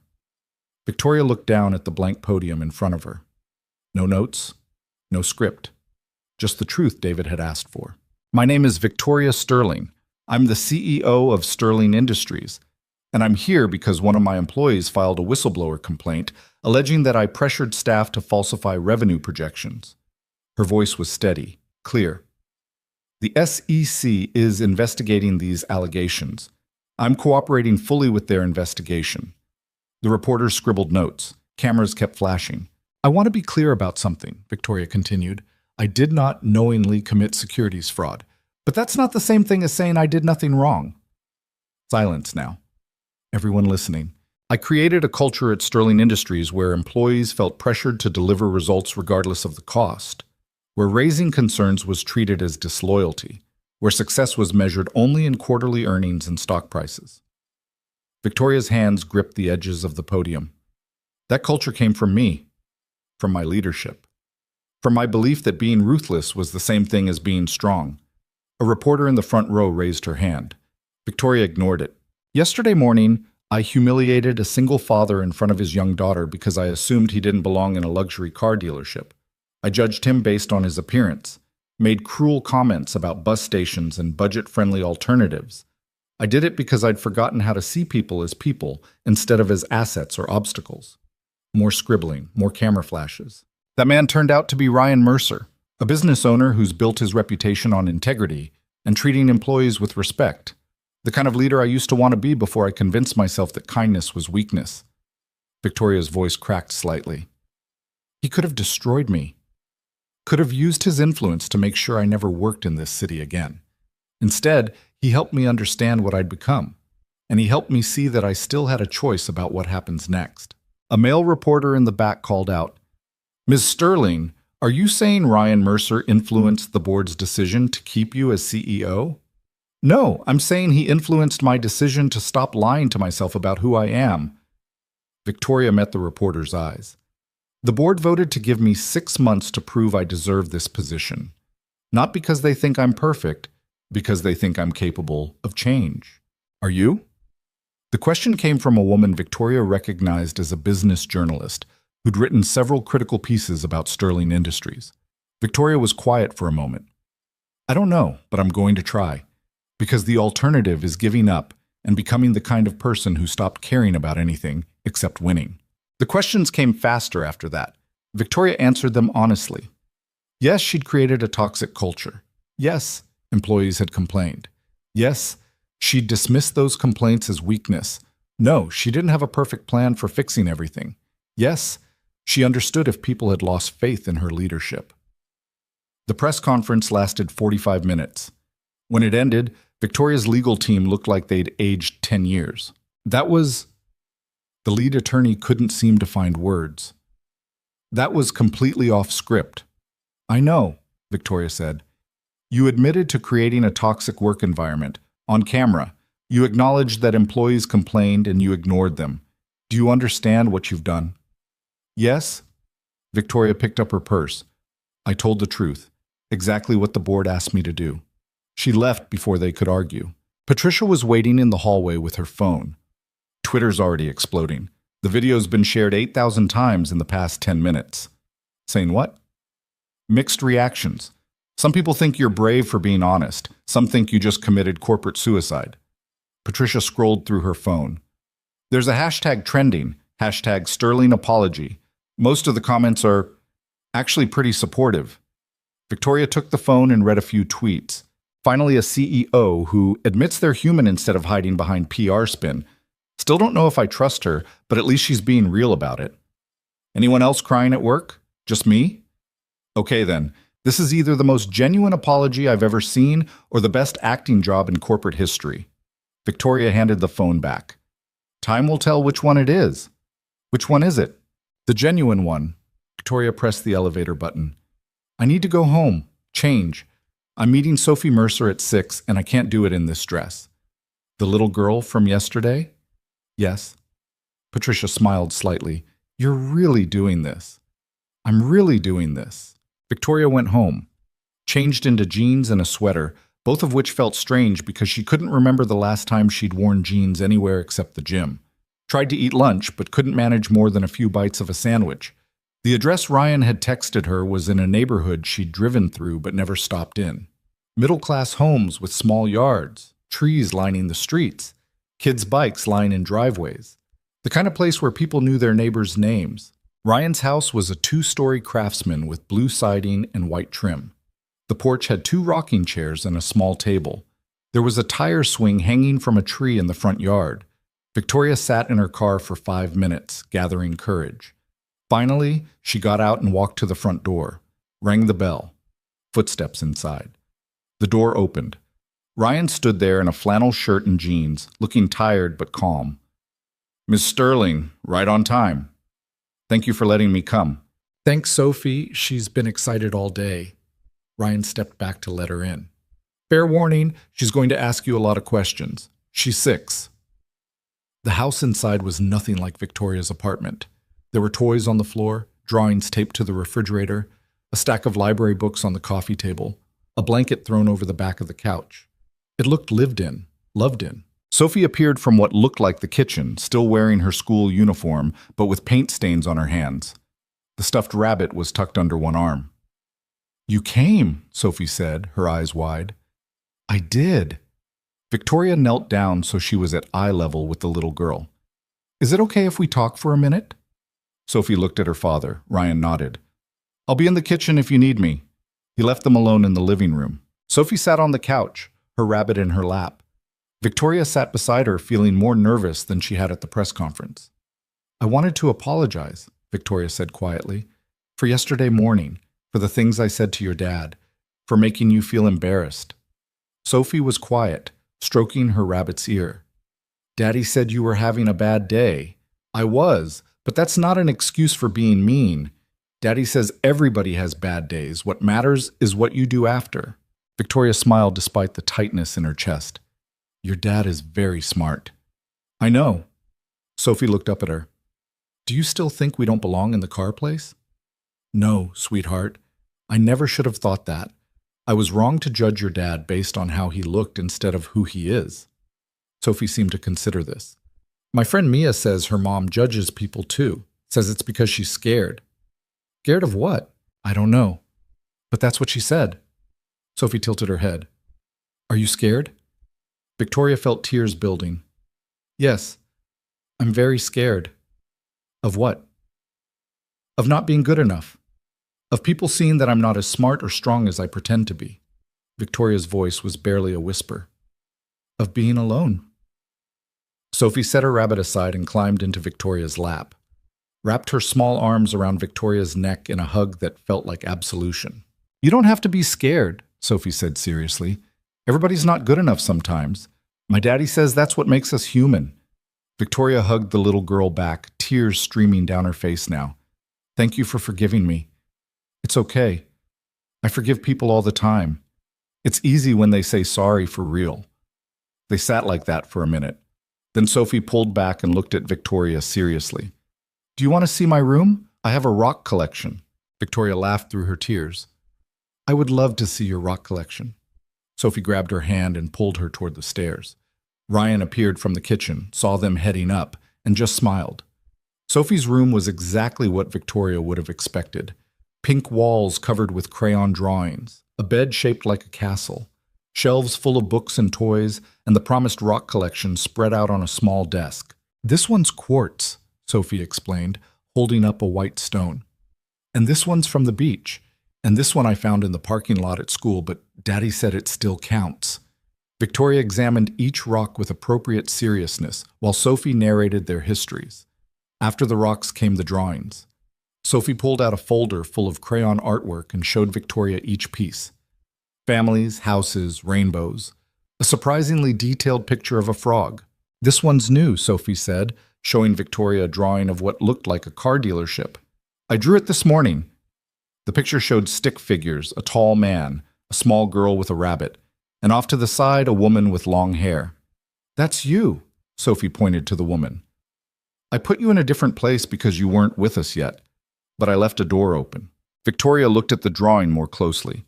Sure enough, there was a door drawn on one side, leading toward where the man and little girl stood. Why did you leave a door open? Sophie looked at her like the answer was obvious. So you could come in if you wanted to. Everybody needs a door they can walk through. Victoria stared at the drawing, feeling something shift in her chest. This 6-year-old had understood something profound that most adults never learned. That forgiveness wasn't just about accepting apologies. It was about leaving space for people to become better. Can I ask you something? Victoria said. Okay. Why did you forgive me so easily? Most people wouldn't.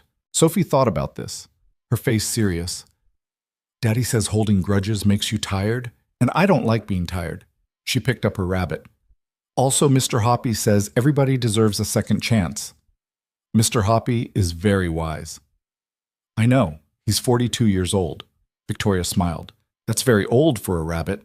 They sat on the floor, surrounded by rocks and drawings, while Sophie explained the complex social dynamics of first grade and why the boy who pulled her hair at recess was actually just trying to be friends. Downstairs, Ryan made dinner. Victoria could smell something cooking, heard cabinet doors opening and closing. The ordinary sounds of a home that was actually lived in. After a while, Sophie yawned. I'm supposed to do my homework before dinner. Do you want to stay and eat with us? Victoria hesitated. I don't want to intrude. You're not intruding if I invited you. Sophie stood up and held out her hand. Come on, Daddy makes good spaghetti. Victoria let herself be pulled downstairs. Ryan was standing at the stove, stirring a pot of sauce. He looked up when they entered. Homework time, kiddo. I know, but I invited Victoria for dinner. Is that okay? Ryan's eyes met Victoria's. Something unspoken passed between them.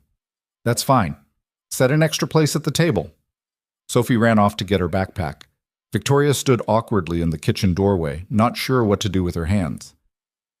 You don't have to stay if you don't want to, Ryan said quietly. Sophie gets attached quickly. She won't be offended if you have other plans. I don't have other plans. Victoria stepped into the kitchen. Can I help with anything? Can you chop vegetables? I can try. Ryan handed her a cutting board and a knife, showed her where the vegetables were in the refrigerator. They worked in comfortable silence while Sophie sat at the kitchen table practicing spelling words. I watched your press conference, Ryan said after a few minutes. Victoria's hand slipped slightly. The knife barely missed her finger. And it was either the bravest thing I've seen in a long time or the stupidest. Which one do you think it was? Ryan glanced at her. Both, but mostly brave. The legal team thinks I committed corporate suicide.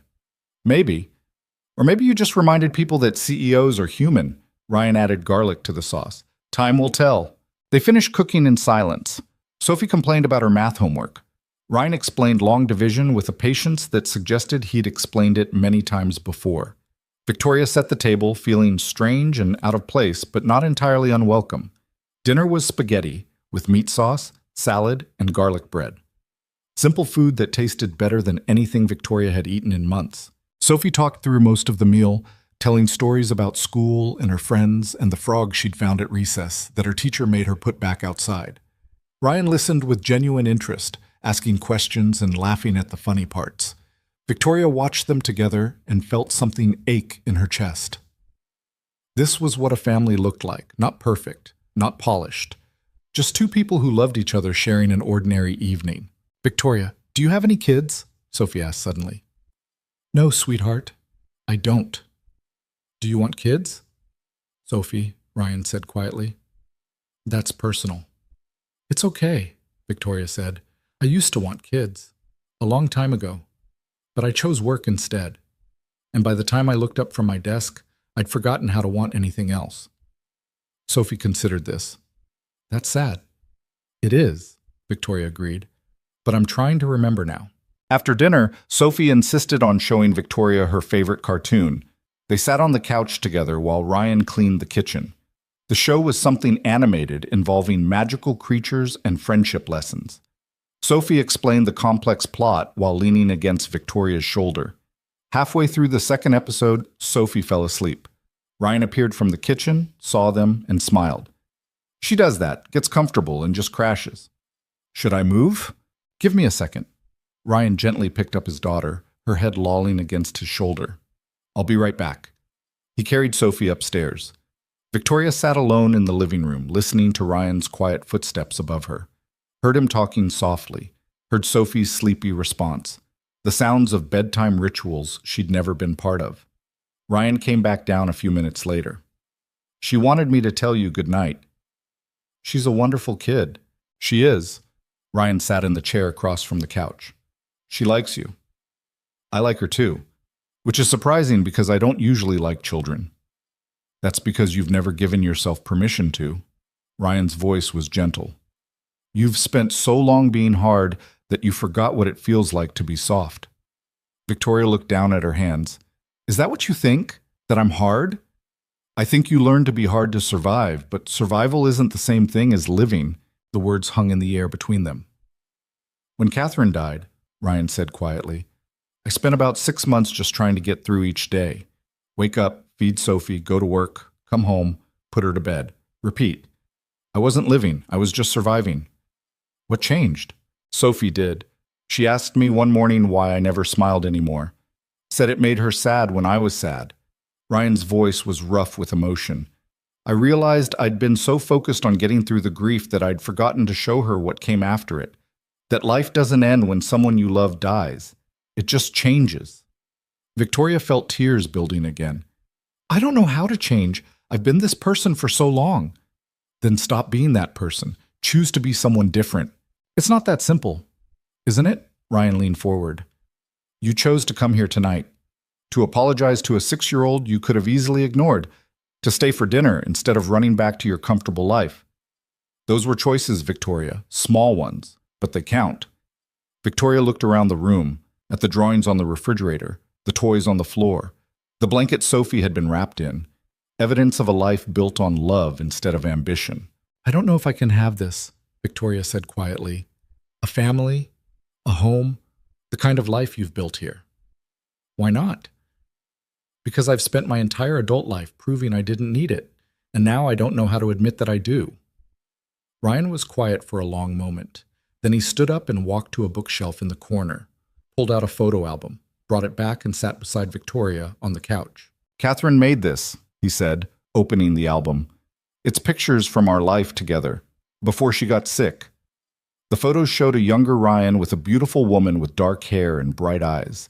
Wedding photos, vacation photos, photos of Catherine pregnant, then holding a tiny newborn Sophie. Happy moments captured and preserved. She was diagnosed 2 weeks after this one was taken, Ryan said, pointing to a picture of Catherine holding 6-month-old Sophie at a park. She looked healthy, felt fine, no symptoms, and then suddenly we had 2 years, maybe less. Victoria looked at the photos, at the joy on Catherine's face, at Ryan looking at his wife like she was the entire world. She told me something before she died, Ryan continued. Said that she'd wasted too many years being afraid of not being successful enough, not being pretty enough, not being the perfect wife and mother and architect. And then she got cancer, and none of it mattered. What mattered? The moments, the ordinary, boring, beautiful moments. Ryan closed the album gently. Making breakfast, reading stories, sitting together doing nothing. That's what she wished she'd spent more time on, the moments instead of the achievements. Victoria's throat felt tight. Why are you telling me this? Because you remind me of her, before she let go of all the fear. Ryan looked at Victoria seriously. You're terrified of being seen as weak or vulnerable or human, but the truth is, those are the things that make you worth knowing, not your success, not your power, your humanity. I don't know how to be vulnerable. Start small. Admit when you're wrong. Ask for help. Let people see you're scared. Ryan's voice was soft. You already did that at the press conference. You told the truth even though it might cost you everything. That's vulnerability. Victoria wiped her eyes. My board gave me 6 months to prove I deserve to lead. What if I can't? Then you'll figure out what comes next. But at least you'll know you tried. They sat in silence for a few minutes. The house settled around them with the comfortable creaks of a building that had sheltered generations. I should go, Victoria said finally. It's late. Probably. Ryan stood up and walked her to the door. Thank you for coming, for apologizing to Sophie. It meant a lot to her. It meant a lot to me too. Victoria paused on the front porch. Ryan, can I ask you something? Sure. The dealership this morning, you knew exactly what was happening, didn't you? The corruption, the fraud. You set the whole thing up. Ryan smiled slightly. I had Margaret monitoring that location for months. When she told me about the irregularities, I wanted to see it for myself. Wanted to understand who was involved and how deep it went. And you brought Sophie with you. I bring Sophie everywhere. She's my daughter. But you knew there was a chance something would happen, that someone might treat you badly. Yes. Ryan's expression was calm. I also knew it would teach her an important lesson, that how people treat you when they think you're nobody tells you who they really are. What if I'd been kind? Would you still have exposed the corruption? Of course. The corruption wasn't about you, Victoria. It was about protecting the company and the employees who depend on it.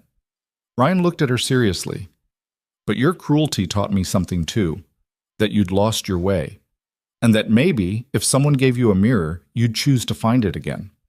Victoria felt something crack open in her chest. You were testing me. I was giving you an opportunity.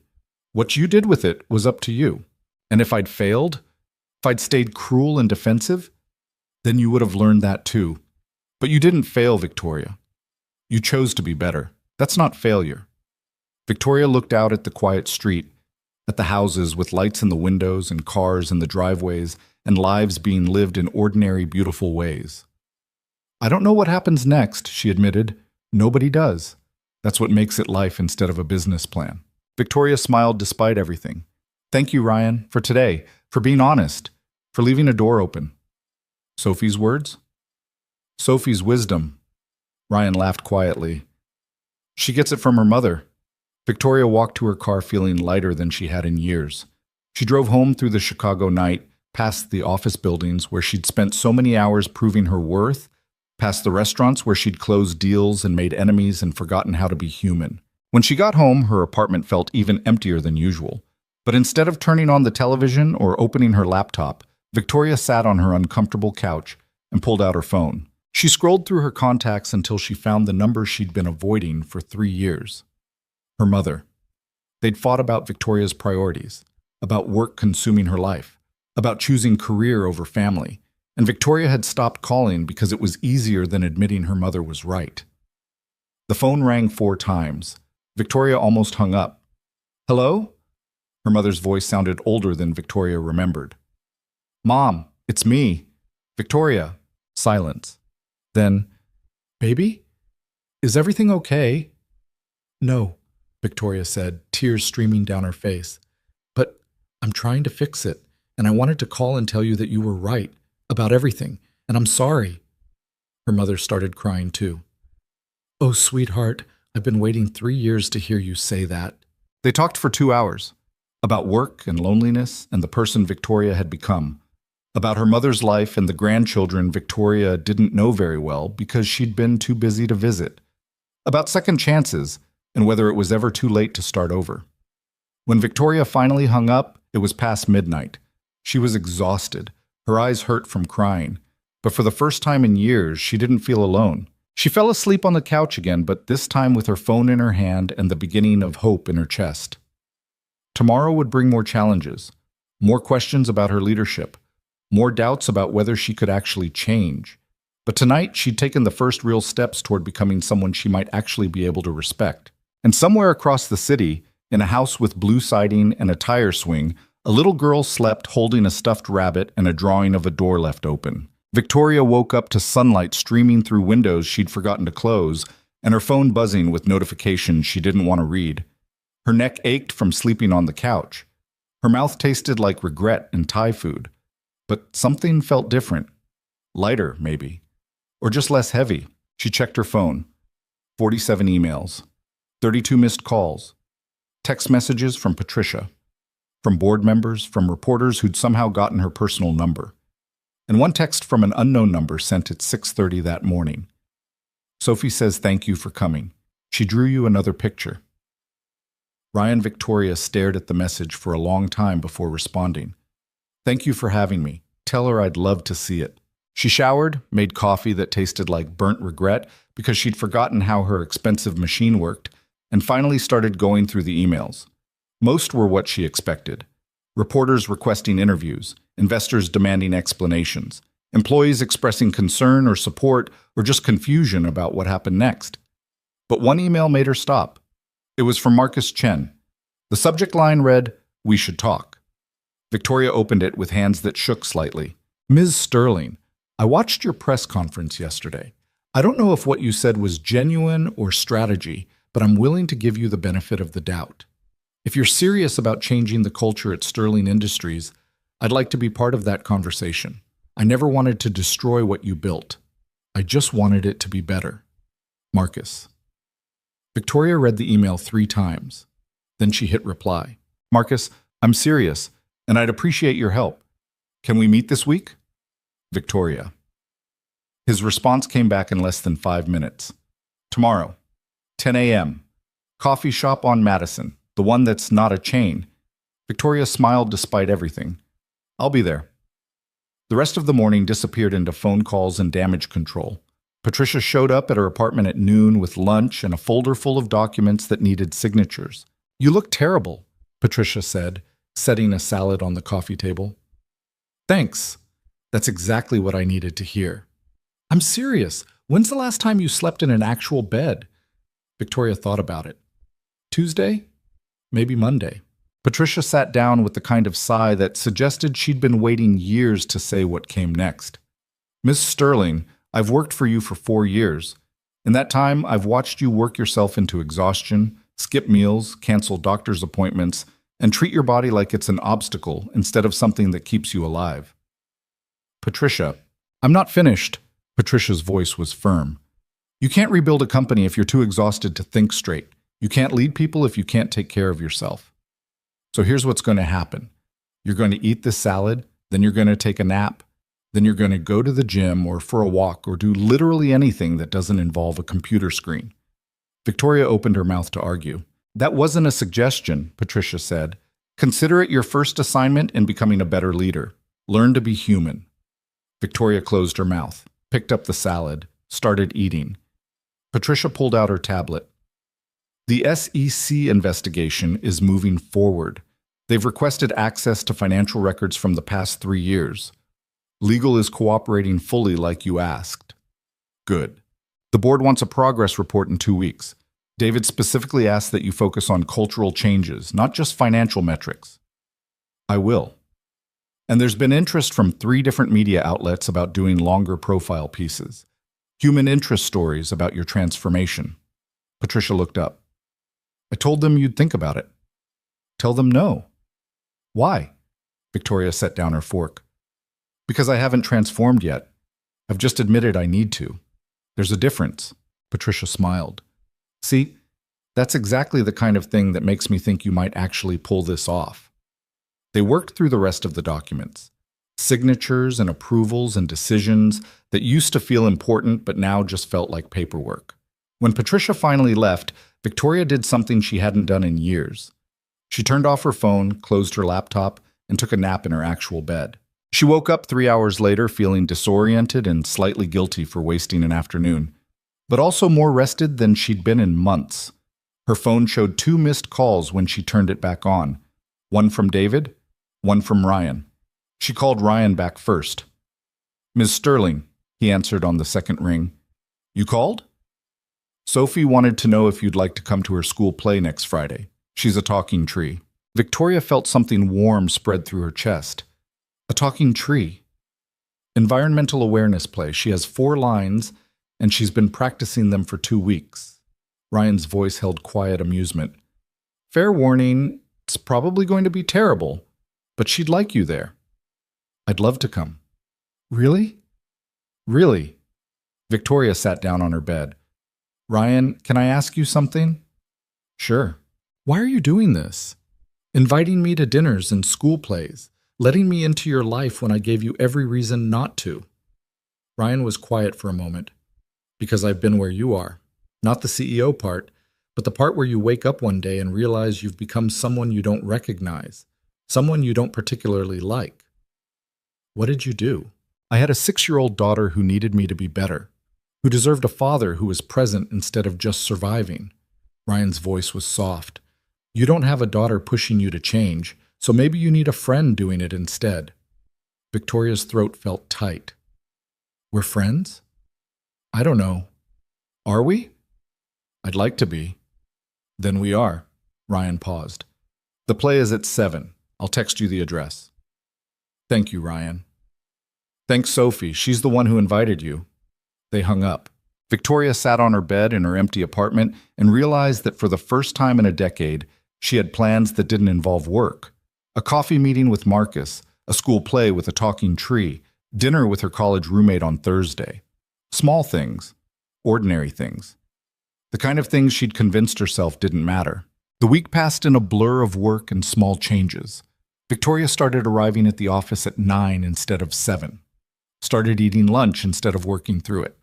Started actually reading the employee satisfaction surveys instead of just glancing at the summary numbers. She met with Marcus on Wednesday. The coffee shop was small and crowded and nothing like the polished conference rooms where she usually conducted business. Marcus was already there when she arrived, looking nervous and defiant in equal measure. "Thank you for coming," Victoria said, sitting down across from him. "Thank you for not bringing lawyers." They ordered coffee, sat in awkward silence until the drinks arrived. "I owe you an apology," Victoria said finally, "for dismissing your concerns, for making you feel like speaking up was a liability." Marcus stirred his coffee slowly. "I didn't file that complaint to hurt you." "I know. You filed it because I'd created an environment where it felt like the only option." "Yeah." Marcus looked up. "I spent 9 months trying to get someone to listen. Tried going through proper channels, tried talking to HR, tried bringing data and documentation, and everyone kept telling me the same thing. That's just how things are done here. That's just how Ms. Sterling operates." Victoria winced. "And you realized the culture came from the top. I realized you'd built something successful, and then stopped questioning whether it was also good." Marcus's voice was careful, measured. The revenue projections weren't technically fraud, but they were pushing boundaries.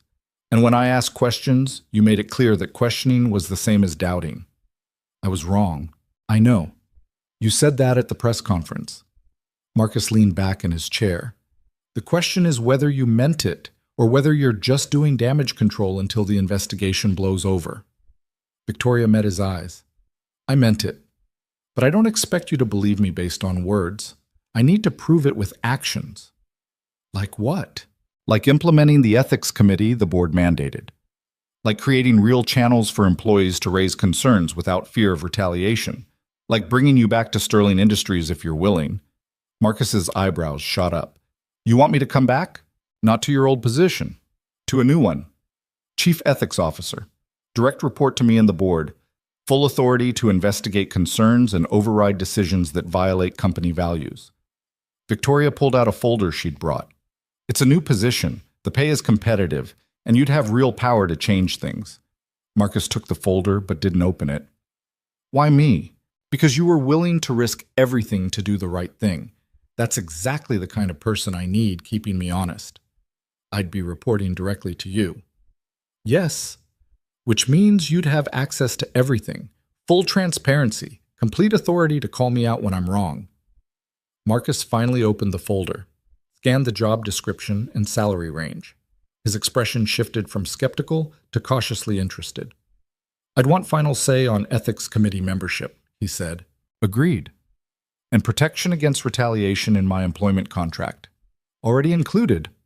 And the authority to conduct spot audits without prior approval." "Done." Victoria leaned forward. "Marcus, I can't undo the culture I created, but I can commit to building something better. I need people who aren't afraid to tell me when I'm wrong. People who care more about doing right than being liked. That's you." Marcus was quiet for a long time. "I need to think about it. Take all the time you need. I'll give you an answer by next week." They finished their coffee, talking about smaller things. Marcus's new job at a consulting firm, Victoria's upcoming board reviews, the investigation timeline. It wasn't comfortable exactly, but it was honest, and that felt like progress. Thursday evening, Victoria met Rachel at the coffee shop near her apartment. Her old college roommate looked the same, but different. Older, happier, like she'd figured out how to live instead of just survive. "You look terrible," Rachel said, which seemed to be everyone's greeting lately. "So I've been told." They ordered drinks and found a table in the corner. For the first few minutes, conversation was stilted. Too many years of silence sat between them like a wall. "I'm sorry," Victoria said finally, "for disappearing, for choosing work over friendship, for becoming someone you wouldn't recognize." Rachel stirred her latte. "I tried to stay in touch for about 3 years, called on your birthday, sent Christmas cards, invited you to my wedding. I didn't come to your wedding." "No, you didn't. You sent an expensive gift and a card that said, 'Sorry, I can't make it. Work crisis.' Like there wasn't always a work crisis." Rachel's voice wasn't angry, just sad. "That's when I stopped trying. I don't blame you." "I know. That's part of the problem. You don't blame anyone for giving up on you because you've already given up on yourself." The words hit harder than Victoria expected. "I'm trying to change that. Are you? Or are you just trying to save your job? Victoria flinched. Both, maybe. I don't know how to separate them anymore. Rachel took a sip of her latte. Do you remember sophomore year when you wanted to start that nonprofit? The one that helped women in underserved communities start small businesses? Vaguely. You were so passionate about it, stayed up until 3 a.m. writing grant proposals. Talked about changing the world through economic empowerment. Rachel smiled sadly. What happened to that version of you? She grew up, realized that changing the world doesn't pay student loans. Bullshit. Rachel's voice was sharp now. She got scared. Scared that caring about people made her weak. Scared that showing vulnerability meant people would take advantage. So she built walls and called it success. Victoria opened her mouth to argue, closed it. You're right.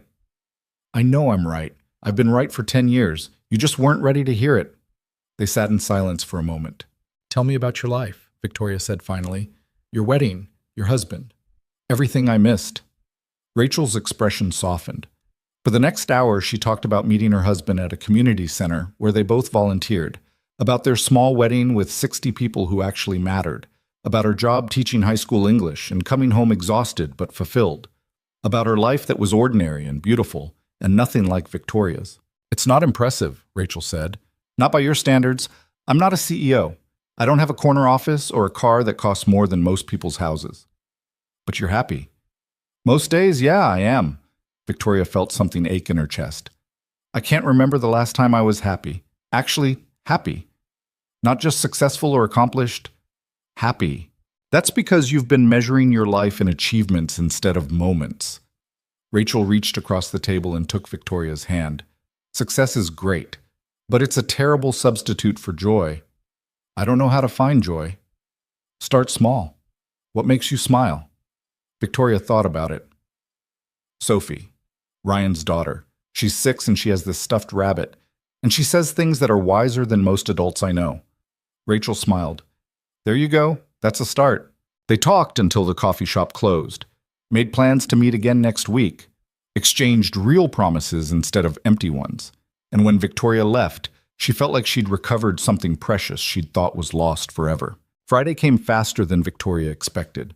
She spent the day in meetings about quarterly projections and efficiency metrics and all the business concerns that used to feel crucial but now just felt like noise. At 6:30, she left the office for the first time in years while the sun was still setting. The elementary school was small and cheerful, decorated with children's artwork and handprint projects. The auditorium was packed with parents holding phones to record their children's moments of glory.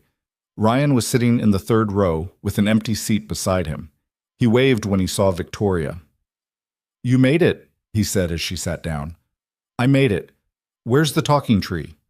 3rd from the left, the one who keeps adjusting her branches. Victoria spotted Sophie immediately. She was wearing a brown costume covered in green paper leaves, looking nervous and excited in equal measure. When she saw Victoria in the audience, her whole face lit up. She waved enthusiastically, losing one of her branches in the process. Ryan laughed quietly. She's been talking about you coming all week. Really?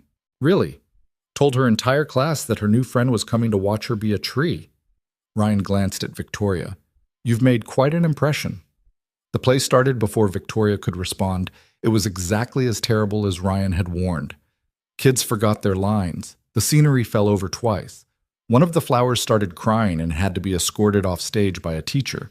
But it was also perfect in the way that things made by children trying their best always are. When Sophie delivered her 4 lines about the importance of protecting forests, she spoke clearly and seriously, like she was delivering a speech to world leaders instead of an audience of indulgent parents.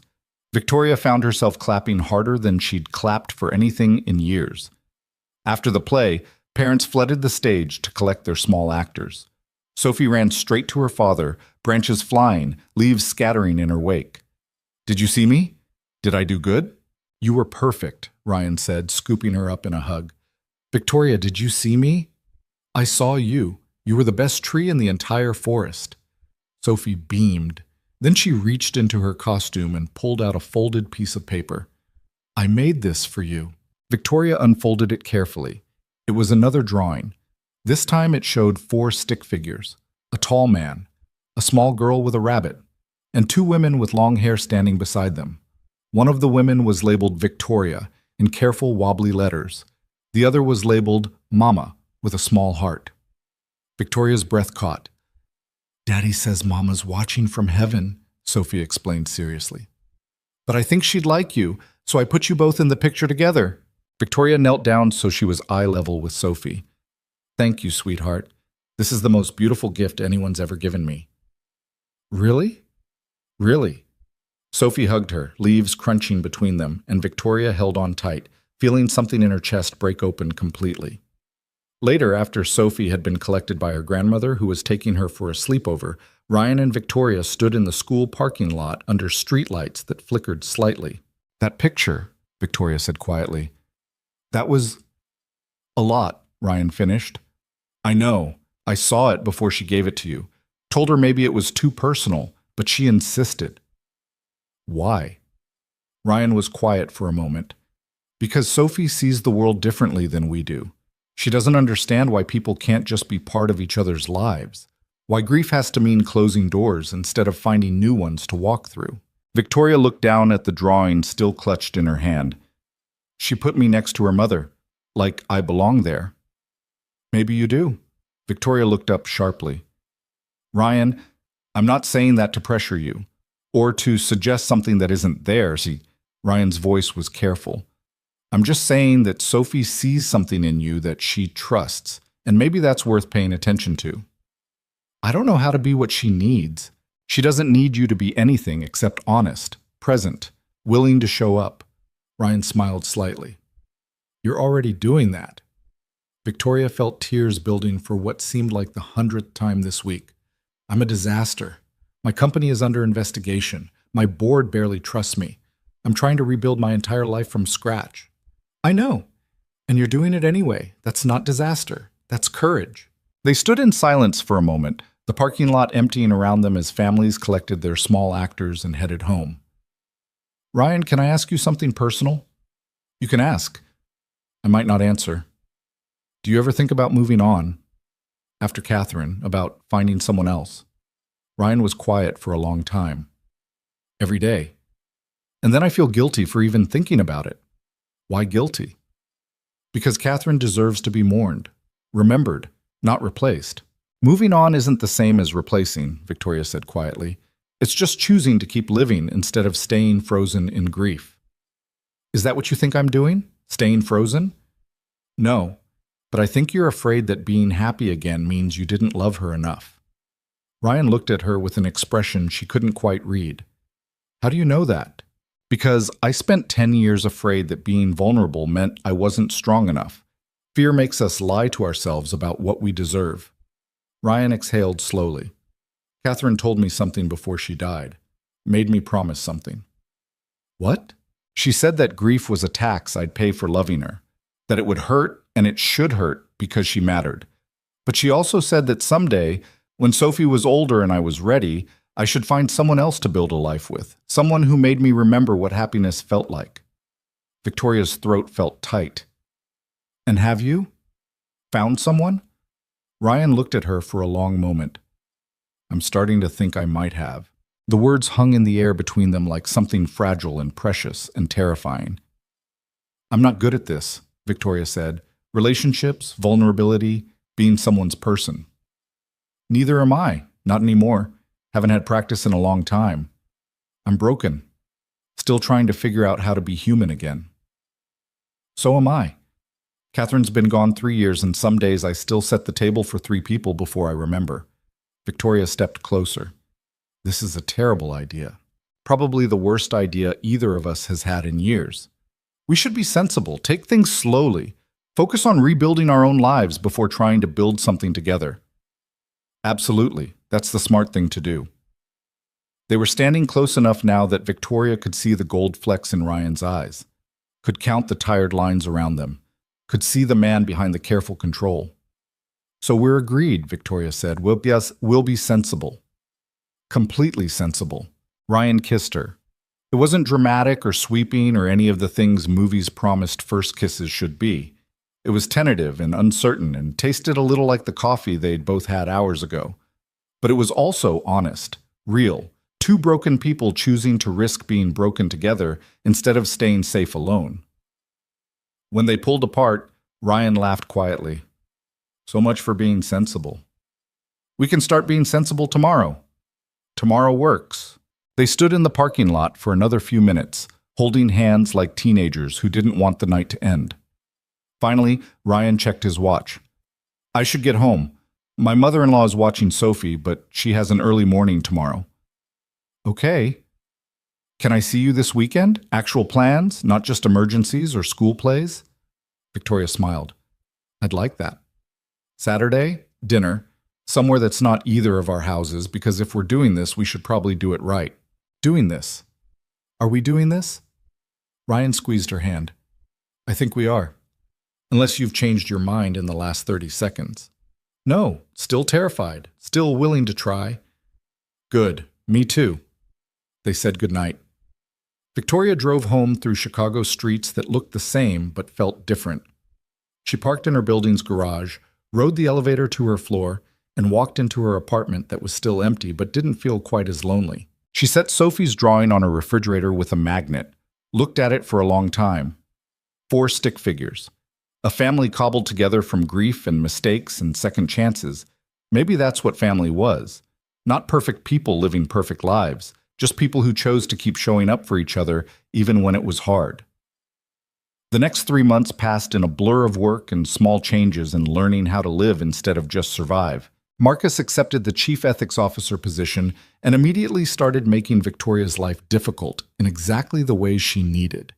He questioned decisions, challenged assumptions, forced her to defend choices based on values instead of just profitability. It was exhausting.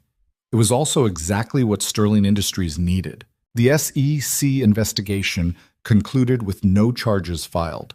The revenue projections had pushed boundaries but hadn't crossed legal lines. The company paid a fine for reporting irregularities and committed to enhanced oversight. It could have been worse. The board's quarterly review was tense but ultimately positive. Employee satisfaction surveys showed improvement. Turnover was down. The new ethics committee was functioning. David pulled Victoria aside afterward and told her he was proud of her. It was the first time he'd said that in 5 years. Victoria started having weekly dinners with her mother, started visiting her brother and his family, started rebuilding relationships she'd let atrophy because work seemed more important. She and Rachel met for coffee every Thursday. Sometimes they talked about serious things. Sometimes they just laughed about college memories and complained about getting older. It was ordinary. It was precious. And Ryan. Dating Ryan was like learning a new language. He was patient and kind and understood grief in ways most people didn't. They took things slowly. Dinner dates, movies, long walks along the lake where they talked about everything and nothing. Sophie was part of it from the beginning. She'd appointed herself relationship supervisor, offering advice about which restaurants had the best mac and cheese, and reminding them both that holding hands in public was very important for showing you like each other. 6 months after the press conference, Victoria stood in front of Sterling Industries' annual shareholder meeting and delivered a report that was part financial metrics and part confession. We've had a challenging year, she told the room full of investors and analysts. We faced an SEC investigation. We confronted uncomfortable truths about our corporate culture. We had to admit that success without integrity is worthless. She paused, looking around at faces that ranged from supportive to skeptical. But we survived. Not because we were perfect, because we chose to be honest. Victoria clicked to the next slide showing employee satisfaction scores. Our people are happier. Our culture is stronger. Our values actually mean something beyond words on a website. Another slide. Financial projections that were honest instead of optimistic. Our growth has slowed. That's what happens when you stop pushing boundaries and start respecting them. But our foundation is solid. Our reputation is recovering. And for the first time in years, I can stand here and tell you that I'm proud of the company we're building instead of just the profits we're generating. The applause was real, not overwhelming, not universal, but real. Afterward, David found her in the hallway. That was a good speech. It was an honest speech. Same thing sometimes, David smiled. I'm retiring next year. The board wants to know if you're ready to take over as chairman. Victoria's first instinct was to say yes immediately, to grab the power and the title and the validation. But she paused. Can I think about it? David looked surprised. You're not sure? I'm sure I could do it. I'm not sure I should. Not yet. Victoria looked at him seriously. I've spent the last 6 months learning how to be a better CEO, learning how to lead with integrity instead of just ambition. I need more time before adding another title to that. David studied her for a long moment. Then he nodded. That's exactly the answer that makes me think you're ready. But take your time. The position will be there when you are. That evening, Victoria met Ryan and Sophie at the park near Ryan's house. Sophie was on the swings, going higher and higher, her laughter carrying across the playground. Ryan stood beside Victoria, watching his daughter with the quiet contentment of a parent whose child was simply, perfectly happy. She asked me something this morning, Ryan said. What? She asked if you were going to be her new mom. Victoria's heart stopped. What did you tell her? I told her that's not how it works, that you can't replace someone who's gone, but that sometimes, if you're very lucky, you find new people to love who make the family bigger instead of filling in what's missing. What did she say? Ryan smiled. She said that made sense. And then she asked if that meant she could have 2 moms, one in heaven and one who came to her school plays. Victoria felt tears building. And I said maybe, if that's what everyone wanted, but that it was a question for grown-ups to figure out when they were ready. Victoria watched Sophie on the swings, watched her fearlessly reach for the sky, confident that the chains would hold her, that the ground would catch her if she fell, that the world was safe because the people who loved her made it that way. I'm not ready to be anyone's mother, Victoria said quietly. I barely know how to take care of myself. I know, but I'd like to learn, if you're willing to be patient with me. Ryan took her hand. I've got nothing but patience. Sophie noticed them watching and waved enthusiastically. Victoria, come push me. I want to go to the moon. Victoria laughed and walked toward the swings, toward the little girl who'd taught her about forgiveness, toward the man who'd shown her that broken things could be beautiful, toward a life she was finally learning how to build instead of just survive. She pushed Sophie higher, listening to her delighted squeals, feeling the evening sun warm on her face and Ryan's presence solid beside her. This wasn't a fairy tale ending. There were no guarantees, no promises that everything would work out perfectly.